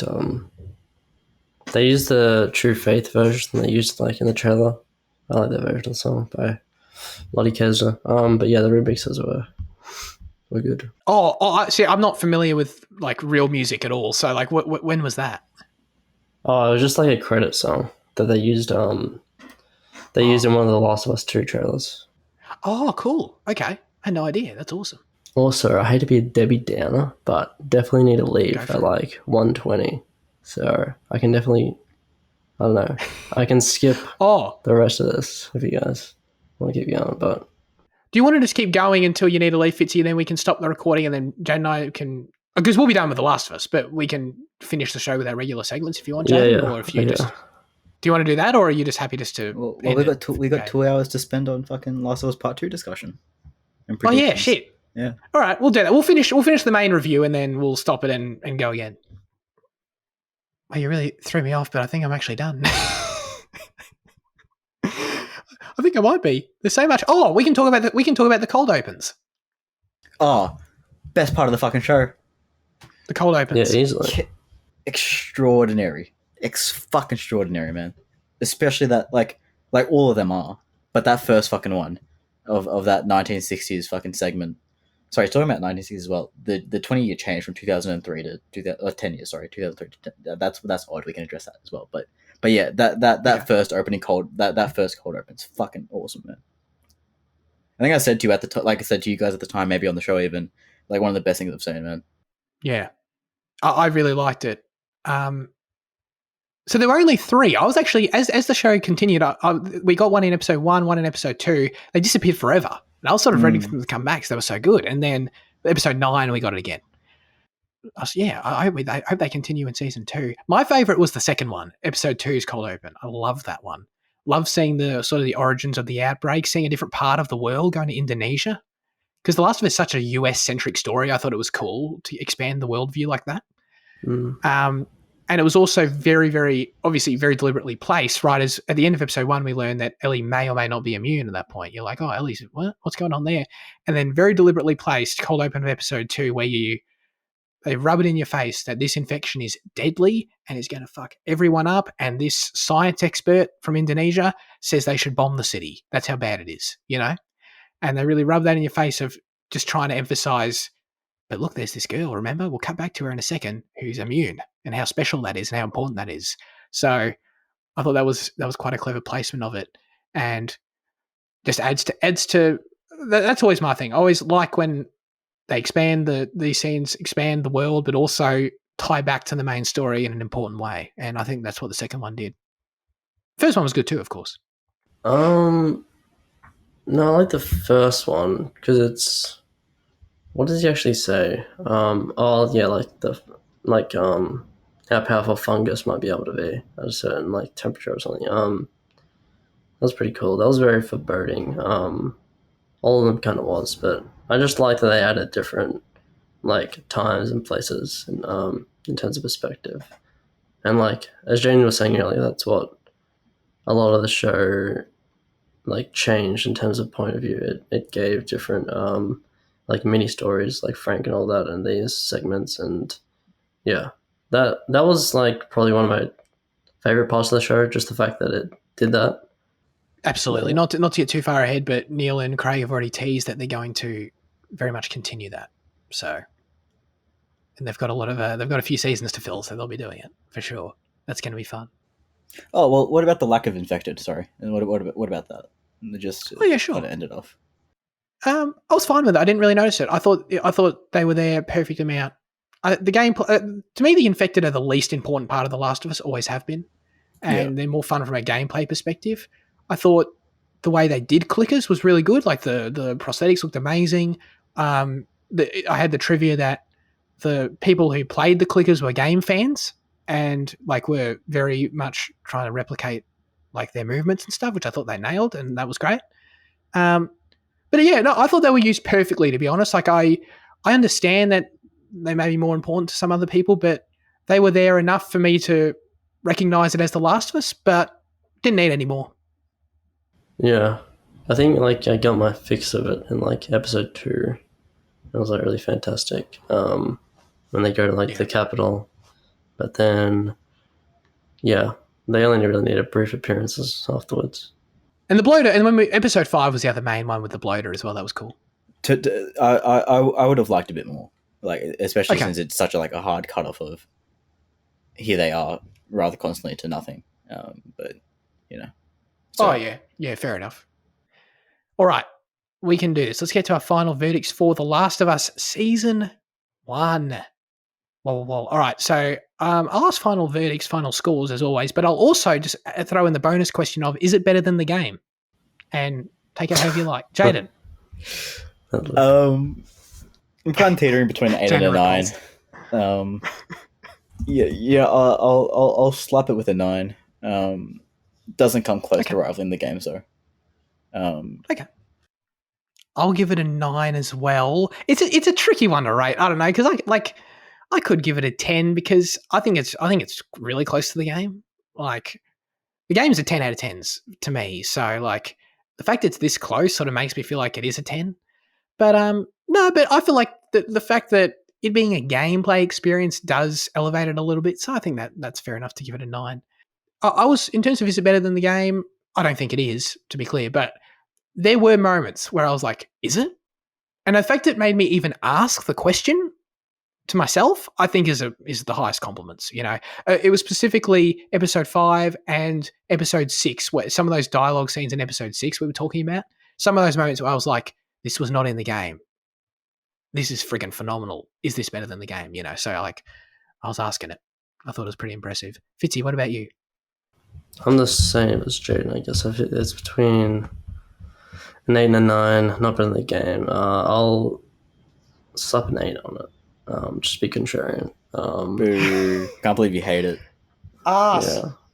Yeah. All right. Well, Fitzy, if you're happy to stay for a few more minutes, we can do the part 2 stuff now with you. Yeah. Or you can just. I might just leave now. He really doesn't want to. That's all good. All right. So hang on. I guess I have to stop the recording and then. Yeah. And then you can leave. Okay. I'm stopping the recording. Do you want to say goodbye to the people? Oh, goodbye, faithful listeners. It's been good. It's been good knowing you. I'll see you next week.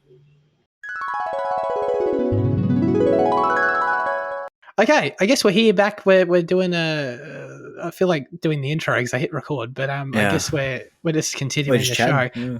We're just chatting.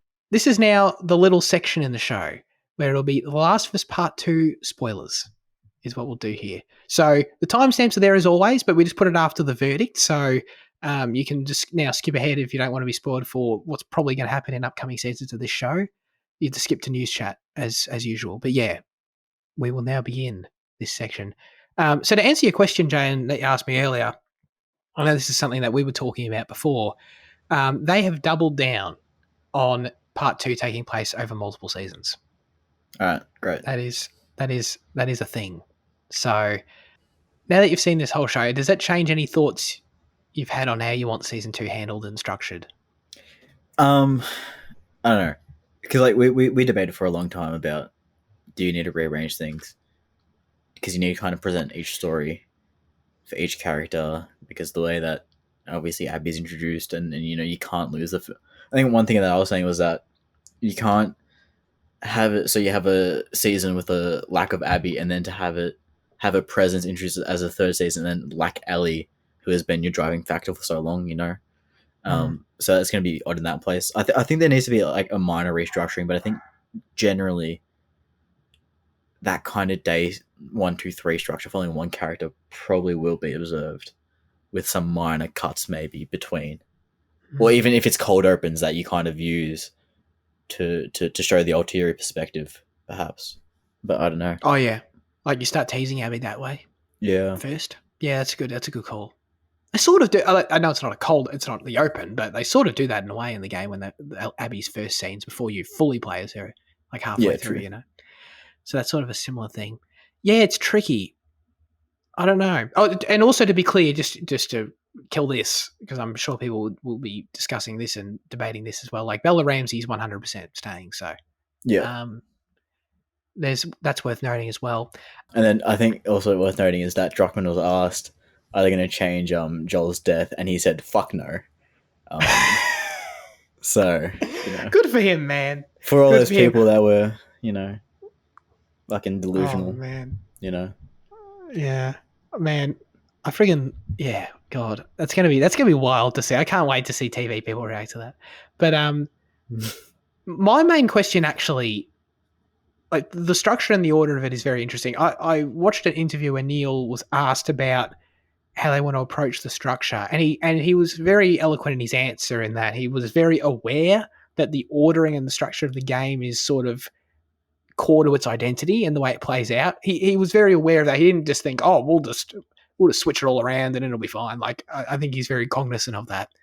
But he was also very open to they're still in discussions about what they're going to do, and they're willing to, just like with this season, they're willing to reorder and make changes on a case by case basis. So a vague answer that doesn't give us much about what they will do. But my main question, I think it's fair to assume, based on what we understand, that The Last of Us Part 2 will be season 2 and 3 of this show. I think that's fair to say. I don't expect it to go more than that. I think 2 is perfectly fine.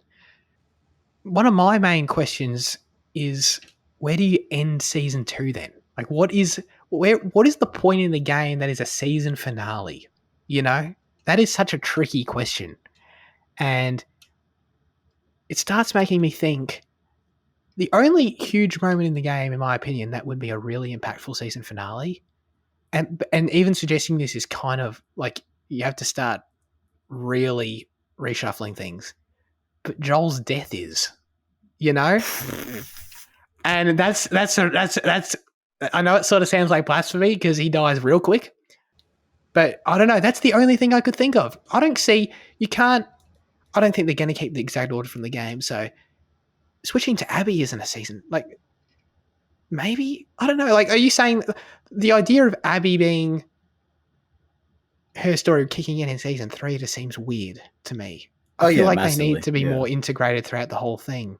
So then, with that in mind, what is the story beat between the two characters, one or the other, that is a big cliffhanger? Well, it doesn't have to be a cliffhanger, obviously, but it's like a big beat that isn't just going to be an underwhelming season break.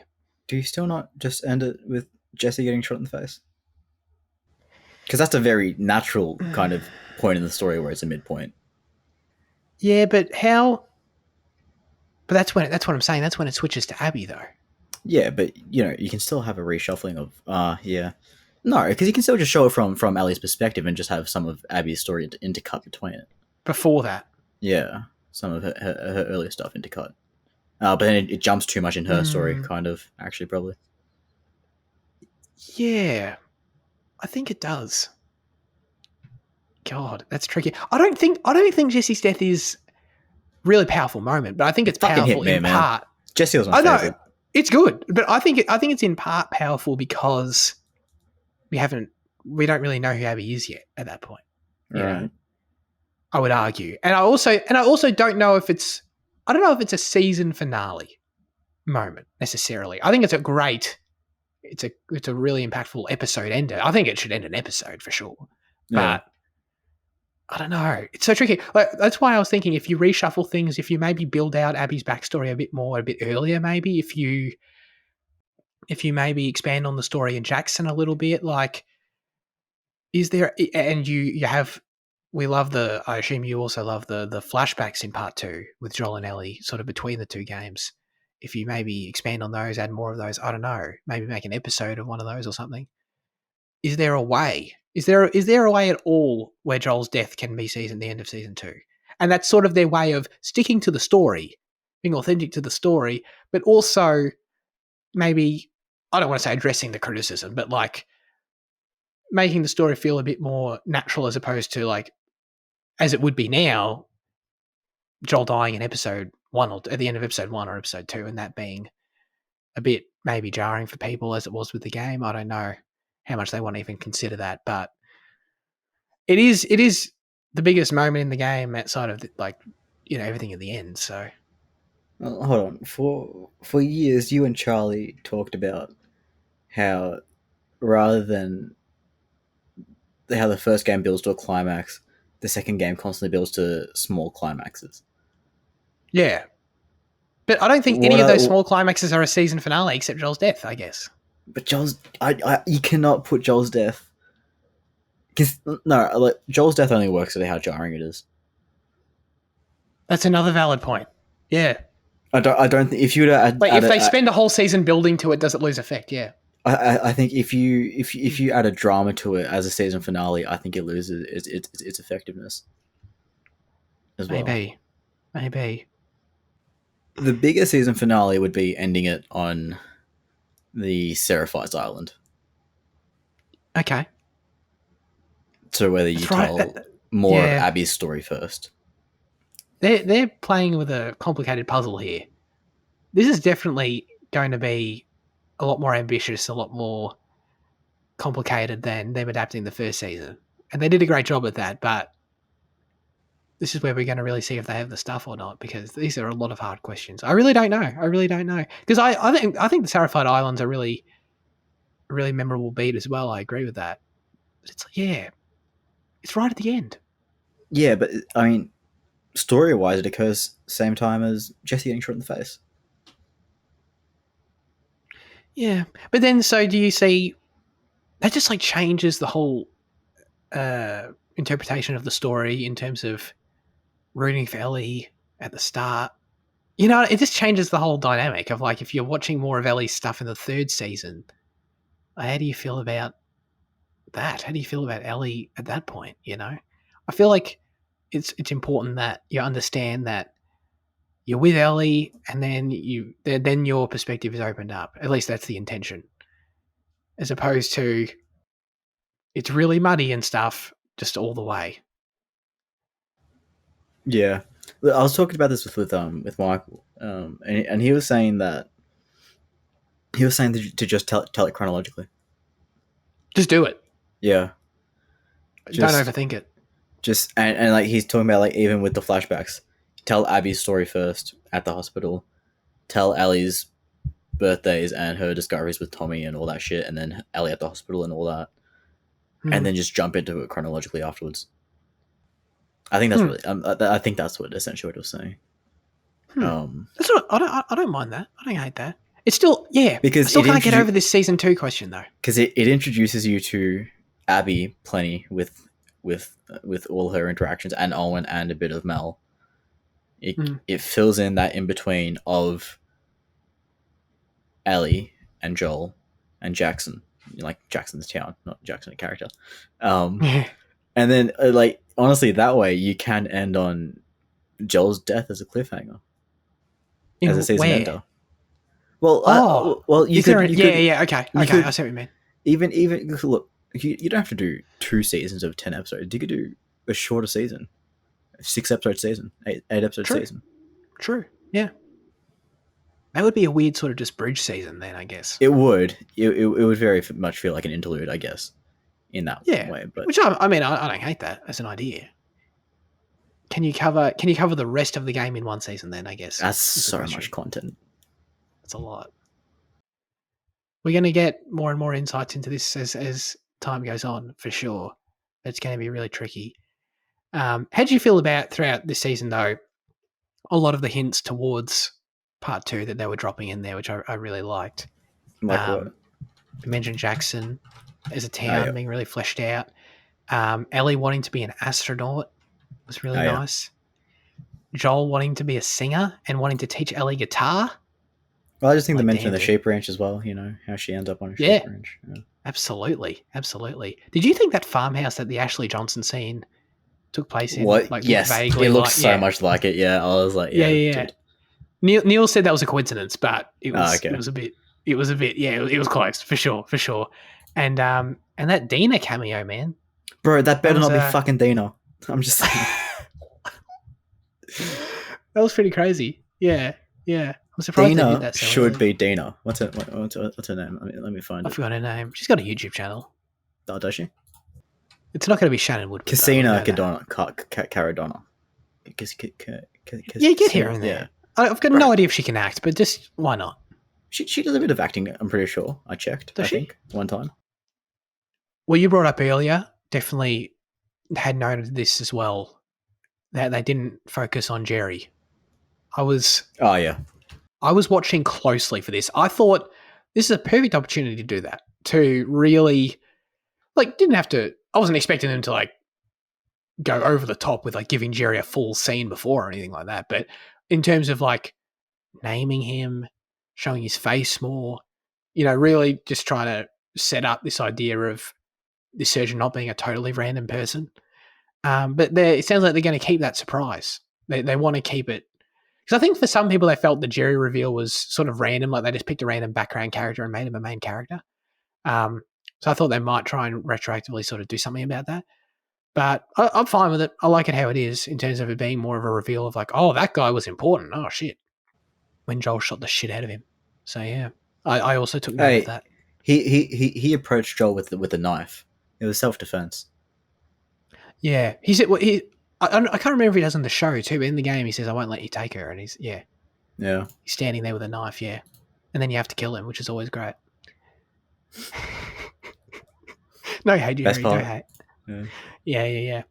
I mean, yeah, in terms of the more vague story direction stuff, we'd sort of touched on it a little bit already about how I think it's clearly sowing seeds for part 2, mention of the score and all that sort of thing being used. But one particular line that stood out to me, which I don't believe is in the game, was when Ellie in episode 9 tells Joel, wherever you go, I'll follow. Oh, yeah. And it was just like, as soon as she said that, I'm like, yep, you sure will. And we sure will see that, you know. And I think that's an important line as well. I think it's good. It's good to start laying that groundwork. And it's, you know, and it's never like not over the top. You know, she doesn't say like, if anything were to happen to you, I'd fucking. but they're just laying the groundwork for that idea, which is very nice. Well, how about this? You killed Joel early, and you also show Tommy's perspective as a constant Where would you show his perspective throughout the series? Oh, throughout like what he does in Seattle. Yeah. Oh, that's cool. I like that a lot. That's a really cool idea. Well, Gabrielina for sure. Dude. Oh, Tommy's so good. I freaking love the sequence in part 2 where you're facing off against the sniper and it's Tommy. I love that. It's always so cool.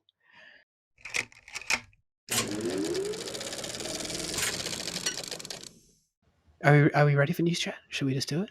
Yeah, sure. Make this episode 5 hours long? No, I guess we shouldn't. Zencaster is literally trying to stop us, man. They're like, please, don't use our platform for this long. We have server costs. Okay. The only news we got is, of course, the Academy Awards happened this week. Did you realise, by the way, like, were you watching them? How aware were you of this? I had uni at the time, so I couldn't watch them, but I only realised they were happening like a day beforehand. I was like, oh shit, it's this Monday. Oh, okay. Yeah. I didn't realise till the day of. But no, I did watch them. I probably watched about half of them. I was sort of in and out looking at them. But yeah, they happened. I was surprised by some of these results, man. Best Picture, not one of them though. Everything, Everywhere, All at Once. Absolutely disgusting, but that's fine. Yeah. No, it's fine. It was definitely like my least favourite of the films nominated, but like, you know. Well, how many of the Best Picture winners did you end up seeing? I think it was 6. Everything. I'd counted. Avatar, Fablemans, Banshees, Top Gun. Elvis. Yeah, is that 6? Yeah, that's 6. Yeah. I think that's right. That's what I've seen. You've seen a few more since though, haven't you? Since we did the predictions, or since these were announced? I watched Banshees. Oh yeah. I think that's the only one that I've added. Oh, okay. Would that have been your winner? Yeah, sure. I think like Top Gun was like my favorite movie, but like it's not a Best Picture movie. Banshees is. Imagine if it was though. Imagine if it won. I was rooting for it, man. That would have been incredible. I just I'm happy for him. I'm happy for K. Hui Kwan. But I just feel like in every category there is just things I preferred.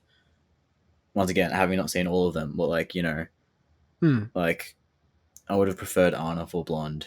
I would have preferred Judd Hirsch for The Fabelmans. I think Judd Hirsch in The Fabelmans is fucking awesome, man. He was really good. Kerry Condon for Banshees, you know. Directing, sure, whatever. Give it to him. I don't care. Them. Give it to Daniel. Screenplay, Banshees. Adapted screenplay, Glass Onion. I mean, but you know, that's bullshit. By the way, that should not be an adapted. But I understand their weird logic. But it's an original screenplay. Anyway, man. I mean, regardless of our personal opinion, I guess like in terms of just looking at the consensus, the scores that this film gets, like the overall opinion towards it. Oh yeah, I feel like it probably is. I mean, it's a very appropriate Best Picture in that sense, but arguably like one of the most appropriate Best Picture choices. You know, when you look at a lot of these other Best Picture winners that sort of, you know, are good films, but sort of maybe surprise people, like this is, in terms of cosmically, the broader consensus, it is justice for the film in that sense. Yeah, no other film this year has had that kind of, I don't know, hype is the wrong word, but hype is what I'll use, I guess. Despite, you know, $2 billion Avatar films and Top Gun films and all that, so. Right. Yeah, you know. No, that's a really good point. Yeah. For me personally, the section I was watching anyway, I was continually seeing All Quiet on the Western Front win every category I was sitting there for. I was like, oh, okay. I mean, Best International Feature makes sense, of course. But then they were like, they came up for cinematography, and I was like, and they said it, I was like, oh, okay, interesting. Score? Oh, okay. All right. Visual effects? Oh, okay. And it just kept going. Like it was winning all the technical categories. And I was like, damn. Who would you have That's put up that's for crazy. original score? Babylon, Everything Everywhere All at Once, Banshees, and The Fableman. Babylon for sure. You reckon? Yeah. Yeah. Yes. You I see, the haven't thing seen is, All Quiet though. Yeah. Everything Everywhere All at Once is the score is made by this guy called Sunlux, who's this I don't know, musical artist that he does like this really cool, like kind of deep, moody, like electronica based pieces.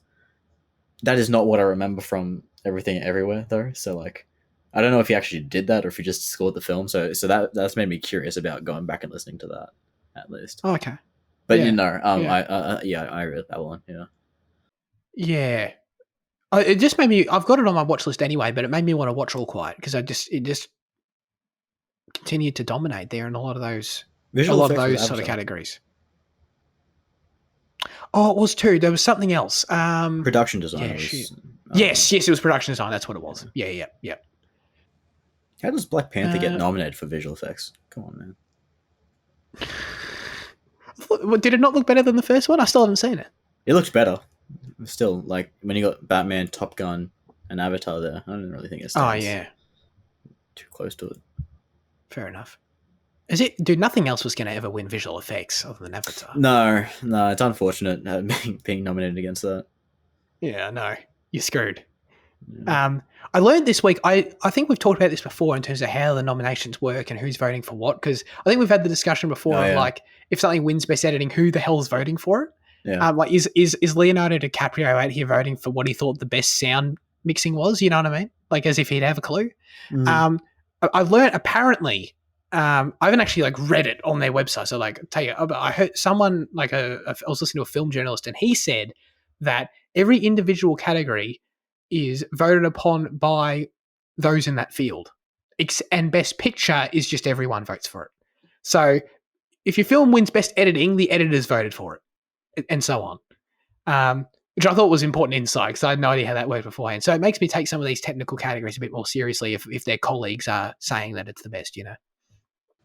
I appreciate it a bit more now, I think.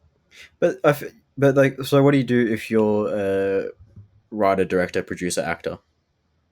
Like, does Ben Affleck get to vote in everything? Like, yeah, good point. Yeah, I don't know how that works. Maybe he just gets to vote in. Maybe I presume it would be like a technical thing based on like what he's categorized as a member of the Academy. Like if I assume he'd be a member he'd definitely be a member as an actor and director because he's nominated in those categories before. Yeah. So I assume it would just be whatever technicalities lie there for the individual people. That's a good point. I don't know. All right, that's it for news. Should we go? Do you want to do highlights? It's up to you. Oh, whatever you want. Yeah, me and Liam watched Scream this week. We both thought it was really good. Scream 6. Scream 6, correct. Yeah. Okay. Banger. We both gave it 8 out the doors, but I've since changed it down to a 7. Okay. We have our reasons, but our reasons are kind of spoilerish. But it's a really fun time, for sure. Is what both of us would say. I appreciate you speaking for Liam. That's well done. God damn it. I watched Don't Worry, Darling. I watched this movie. It's pretty good. I quite liked it. I think it's a low 7 for me. And like part of me thinks like my initial coming out of it was a bit high. And that's mainly because I don't know, do you know anything about it? Like I know that Harry Styles spat on Chris Pine as part of the well, everyone knows that. Yeah. I don't know. I know that it was lamented a bit because of a lot of drama and like falling outs between Florence Pugh and Olivia Wilde, apparently. And I know that people think that. I think people were saying like it takes itself to be more serious or better than what it thinks it is or whatever, like all that shit. I don't know. Oh, okay. I don't even know. To me, okay, I won't spoil it then. I didn't know what the movie was. And what I'd say about it is that all that, I don't know, weird stuff surrounding it is that you've seen this movie before. You've seen this movie 5 times. But is it Gone Girl like? No. Is it because isn't it something about she kills someone and tries to hide? No. It's sci-fi. Oh, what? Really? Yeah. Oh, holy shit! I had no idea. Sure. No. Okay, spoilers. I don't care. I'll just say it. Yeah. It's. Do you mind? Yeah, no, go. It's The Matrix meets The Truman Show. You've seen this movie. Ah, okay. Yeah. Florence Pugh doesn't understand what's going on. There's weird cryptic stuff happening, and she's in a simulation. Yeah. Ah, okay. I had no fucking clue to be about that. Okay. Yeah, I didn't either. I had no idea. Have you seen the Stepford Wives? Is it kind of like that? The what? The Stepford Wives? No, I never heard of it. No? Okay. That's good sci-fi. You should watch that. Well, the original, not the 2005 one with Nicole Kidman. Oh, okay. But no, its main thing that sort of just makes it a more on the mid side for me is the fact that you've seen it before. The 20 minutes in, you understand where it's going, and you're just like, all right, let's get to the point here. We understand. I've seen this movie, but I think to its credit, I think it's really well done. I think it's really well executed. I think it has an angle on it thematically, sort of a feminist angle. It's really strongly sort of talking about ideas of the nuclear household and the role of women, like being subservient to their husbands. That's sort of like part of the setting of the 1960s idealistic sort of aesthetic it goes for. And I think that, I know that might make some people roll their eyes. I think it's really well done though. And I think it really helps that it comes from Olivia Wilde, who I've got no doubt can relate to it personally as a female director in Hollywood, as we talk about. There's not many of them. And I don't know, when your film has a message about, women doing what they want to do with their lives, essentially is what it's about, and it's coming from her, I think that's pretty cool. It doesn't feel like forced or weird. It feels authentic in that way, I guess. And some of the sequences are really good. There's a car chase at the end that's really, really well done on everyone's part. So, yeah, I don't know. It's a well done movie you've seen before, is what I would say about it, I guess. All right, now comes the segment where we hand the show over to you with our question of the show. Last week we asked you, name a director you would want to survive with in the apocalypse. Jaden hated this question, apparently. Shit ass, man. Luke and Andy were like so close to giving their answers. We were like discussing what question we should do, and we came up with this question, and they immediately started going, "Oh, I do." And I'm like, guys, you're our only submissions. Don't tell me now, all right? But Luke said, Clint Eastwood, total badass. He'd have the survival skills and could stare down any infected zombies or aliens. Plus, he could tell me my Western stories to pass the time. It's a good answer. I like it a lot. In my answer, I will destroy it though. Chad Stileski, Aiden said. Aiden wrote it. Why'd I do that in the weird order? Aiden said, Chad Stileski, best known for his work as the director of the John Wick films, lesser known for his stunt coordination and work on countless big budget action films like The Matrix, Expendables, Wolverine, Hunger Games, Tron, Die Hard. If I wanted to survive with Chad, I think I could. This might be the best answer. I don't think I can top that. Practical. I'm sure he's very interesting as well. Great director. Just goddamn ticks all the boxes, man. All right. Andy said, if we're talking about who we would want to spend time with during the apocalypse, it would probably be Greta Gerwig. Her directing work is great, especially Little Women, that all of us probably loved except Luke. And if you watch her stuff as an actress, she's such a cool and awkward human being. I would love to hang out for any purpose, talking about film, life, food, Barbie dolls, and perhaps any sexual activity that might turn any of us on. I didn't read this. Why, China? Was I meant to stop? Was I meant to read that part? I didn't read that part either. I swear that wasn't there when I was reading it earlier. Did he edit it and add this? Dude, it does say it's edited. I don't know. Did he add this and try and get us? Oh man. Okay. Right. A couple. Okay. Wait, hold on. Where are you reading that? The Discord. No, bro. Question. Oh yeah, shit. Yeah, it is.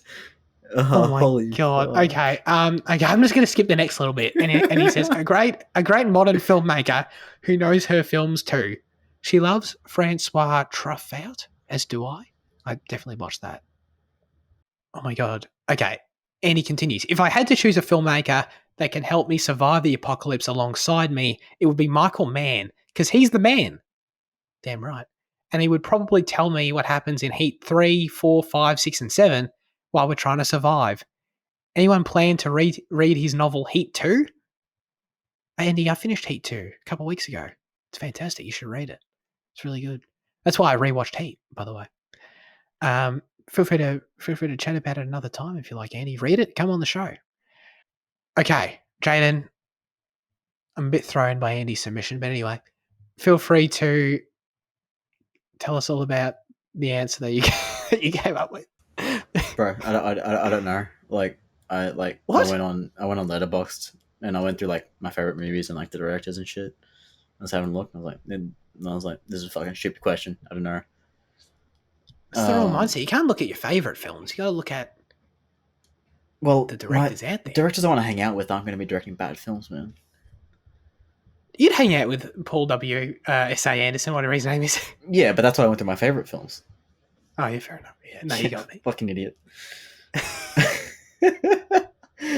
I don't know, man. Which way do you want to go? Do you want to go down the path like I don't know, fuck, I don't know, it's crap. Sure, Greta Gerwig. Greta Gerwig's the correct answer. It's not. It's a terrible answer. No, it is. And like no, it's like not. no, it's sure. No, it is.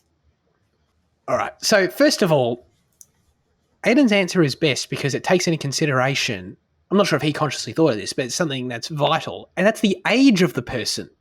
All right, Clint Eastwood is a good answer for everything except that he's going to die in a week, dude. He's screwed. All right, he can barely move, and he's just, even if he was in amazing shape, he's 93 years old or whatever he is, man.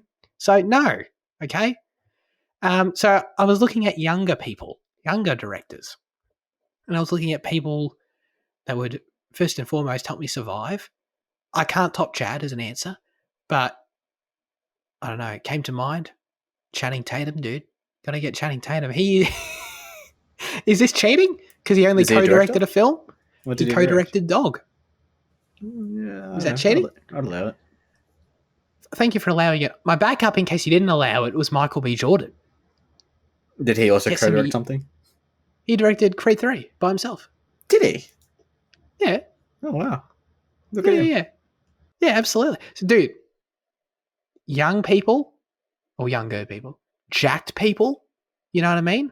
Interesting people, talented people. This is what the criteria we've got to look for here in the apocalypse. I'd definitely chat with dude. Chatting would be great in the apocalypse, you know? I feel like he'd just take the piss out of it. Yeah, he'd be a lot of fun. Yeah. For sure. I don't really know a lot about Michael B. Jordan as a person. I'm sure he's nice. So I'm down with that too. More so, he'd be like my killing machine, you know? He could just wreck some fools, I feel like. I'm pretty confident in that. Can I change my answer to Olivia Wilde? Do you care to elaborate? Pretty much Andy's reasons, to be honest, but you know, just applied differently. Okay. Sure. Yeah, fair enough. That's good. I also, to be more Last of Us themed, I was trying to sort of come up with, that's sort of my very practical answer, and also just quality answer. But I was trying to think of like who would be my Joel in the apocalypse, you know, like who would fill the Joel void. And I was trying to think of people sort of a similar age, but like older than these guys, because it needs to be like, it needs to be a father figure. It needs to be sort of that father age range, but still not 90 years old and still, you know, fill all the other criteria. And Vince Gilligan would be my Joel, you know, seems like a lovely man. He's sort of got semi-similar Pedro facial hair going on, very similar age to Joel. And I don't know, I feel like he's a guy who would be quite practical in just understanding, like, being able to do basic shit I can't do. Perfect example, I can't tie knots, dude. No chance. Vince Gilligan strikes me as the kind of guy who could tie some knots, you know, and get some shit done. Like, he could show me how to fish, you know. He could show me how to survive. And also, one of the great directors of all time, just coincidentally, you know. So I feel like isn't he old? Pretty Are you happy with sure that. Vince Gilligan's the right age you're looking for? He's like, I would say he's like mid to late 50s, I would guess. Yeah. I would think so. Joel is, how old is Joel? Is Joel 56 or 57, I think? He's meant to be 56. 56, okay. You know what? How old Vince is Gilligan's bang on. Is he 56? Yeah. Shut the fuck up. Perfect answer. I take back what I said about Channing Tatum. I take it back. It's meant to be. Fantastic. You know who'd be good? One of those like Asian kung fu directors, probably. They've probably got like a bit of like 100%. experience under their belt is like fighting and shit. Absolutely. Kind of like this, like the stunt coordinator answer of like Chad, but like Yeah. Why didn't Andy choose one of them? Why didn't he choose Greta Gerwig? I don't know, man. Because he wanted to go on his weird sexual rant Yeah. and really make me have to censor the show. Okay. All right. Thanks so much for your submissions. I think that was a good question, Jane. I don't care what you think. I think it was a pretty good question. I enjoyed It's one of the worst questions we've asked, and we've asked some stinkers, man. Don't shit on our questions. You know what's funny though? Okay. Do you know how often it's happened where we've dropped an episode with a question of the week, and then about 3 days later on the movie subreddit, we get a post asking that same question? No. Yes, it has happened way too many times. What, can you think of an example? The most recent incident was like a month or two ago. But like it's happened like 4 or 5 times, I'd say. Was one of them, what is the worst episode of Cinema Effect? Could be, yeah. God, that's weird. Yeah. I mean, obviously, I'm not saying like it's that thing. In a crowded room, you'll hear your own voice, opinion. You'll hear your own opinion voiced, kind of thing. So it's just lots of people saying the same thing. I'm not saying someone's ripping us off our ideas, but no, you're saying AI is listening to us at all times. Yeah, as we and know. then Reddit karma farming. Exactly. All right. As always, we'd love you to submit your questions, thoughts, reviews for next week's film in the YouTube comment section. Send us a DM on Instagram or join the Discord server. This week, the specific question we'll be asking you is, and for some reason, Jane thought this was a better one than the last one. Hey, no, Liam created this, but I'm just saying it is better than the last one. Okay. Just making clear that I had nothing to do with this one, but that's fine. Most attractive man in the history of Hollywood. Let us know. Who's the most attractive man? So that's not actor, to be clear. Doesn't have to be an actor. Probably will be. If you're that attractive, you're on camera. For anyone who's still here, God bless you.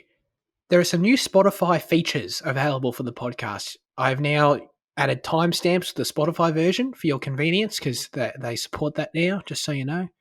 But mainly, you can now also, and I'll make sure to mention this moving forward, you can also submit your answers to the question of the week in Spotify's app. So feel free to do that. You can leave comments now on Spotify. So if you have an opinion on the most attractive man in the history of Hollywood, type it into Spotify right now. Okay. That's it for this week's episode. No? You sure? On the latest episode? Am I dumb? And what do I do? Maybe it's only mobile. Can you see the timestamps? This is awkward. I can see timestamps in the description. Yeah, no. They come up as buttons on the mobile app. I do that. Well, get your shit together, Spotify. Come on now. I just promoted it and now I'm embarrassed. Your features don't work. Oh, man. All right. Jaden, what are we doing next week? Next week we were asking this question because Liam thinks that Harrison Ford's an extremely attractive man. And this is relevant because we are starting our brand new series of good old Indiana Jones, and we will be kicking it off with Raiders of the Lost Ark. You can find this probably on a DVD or your dad's old VHS tapes, but it will definitely be on Disney Plus.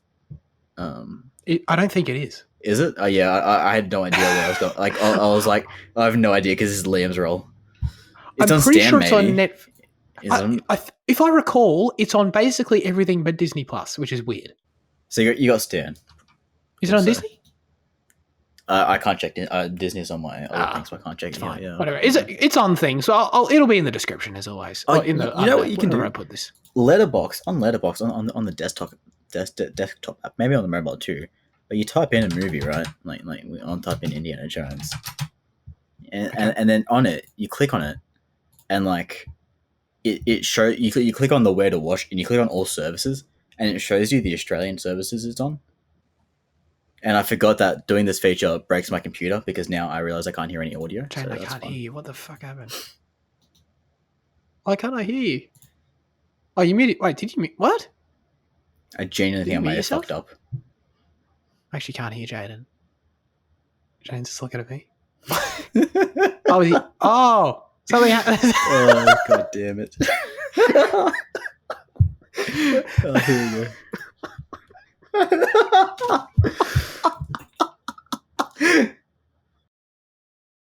We appreciate everyone tuning in. I'm just ending this. Thanks, Jaden and Liam, for being here as always. Liam a bit less so because he left. Have a great rest of your week and goodbye.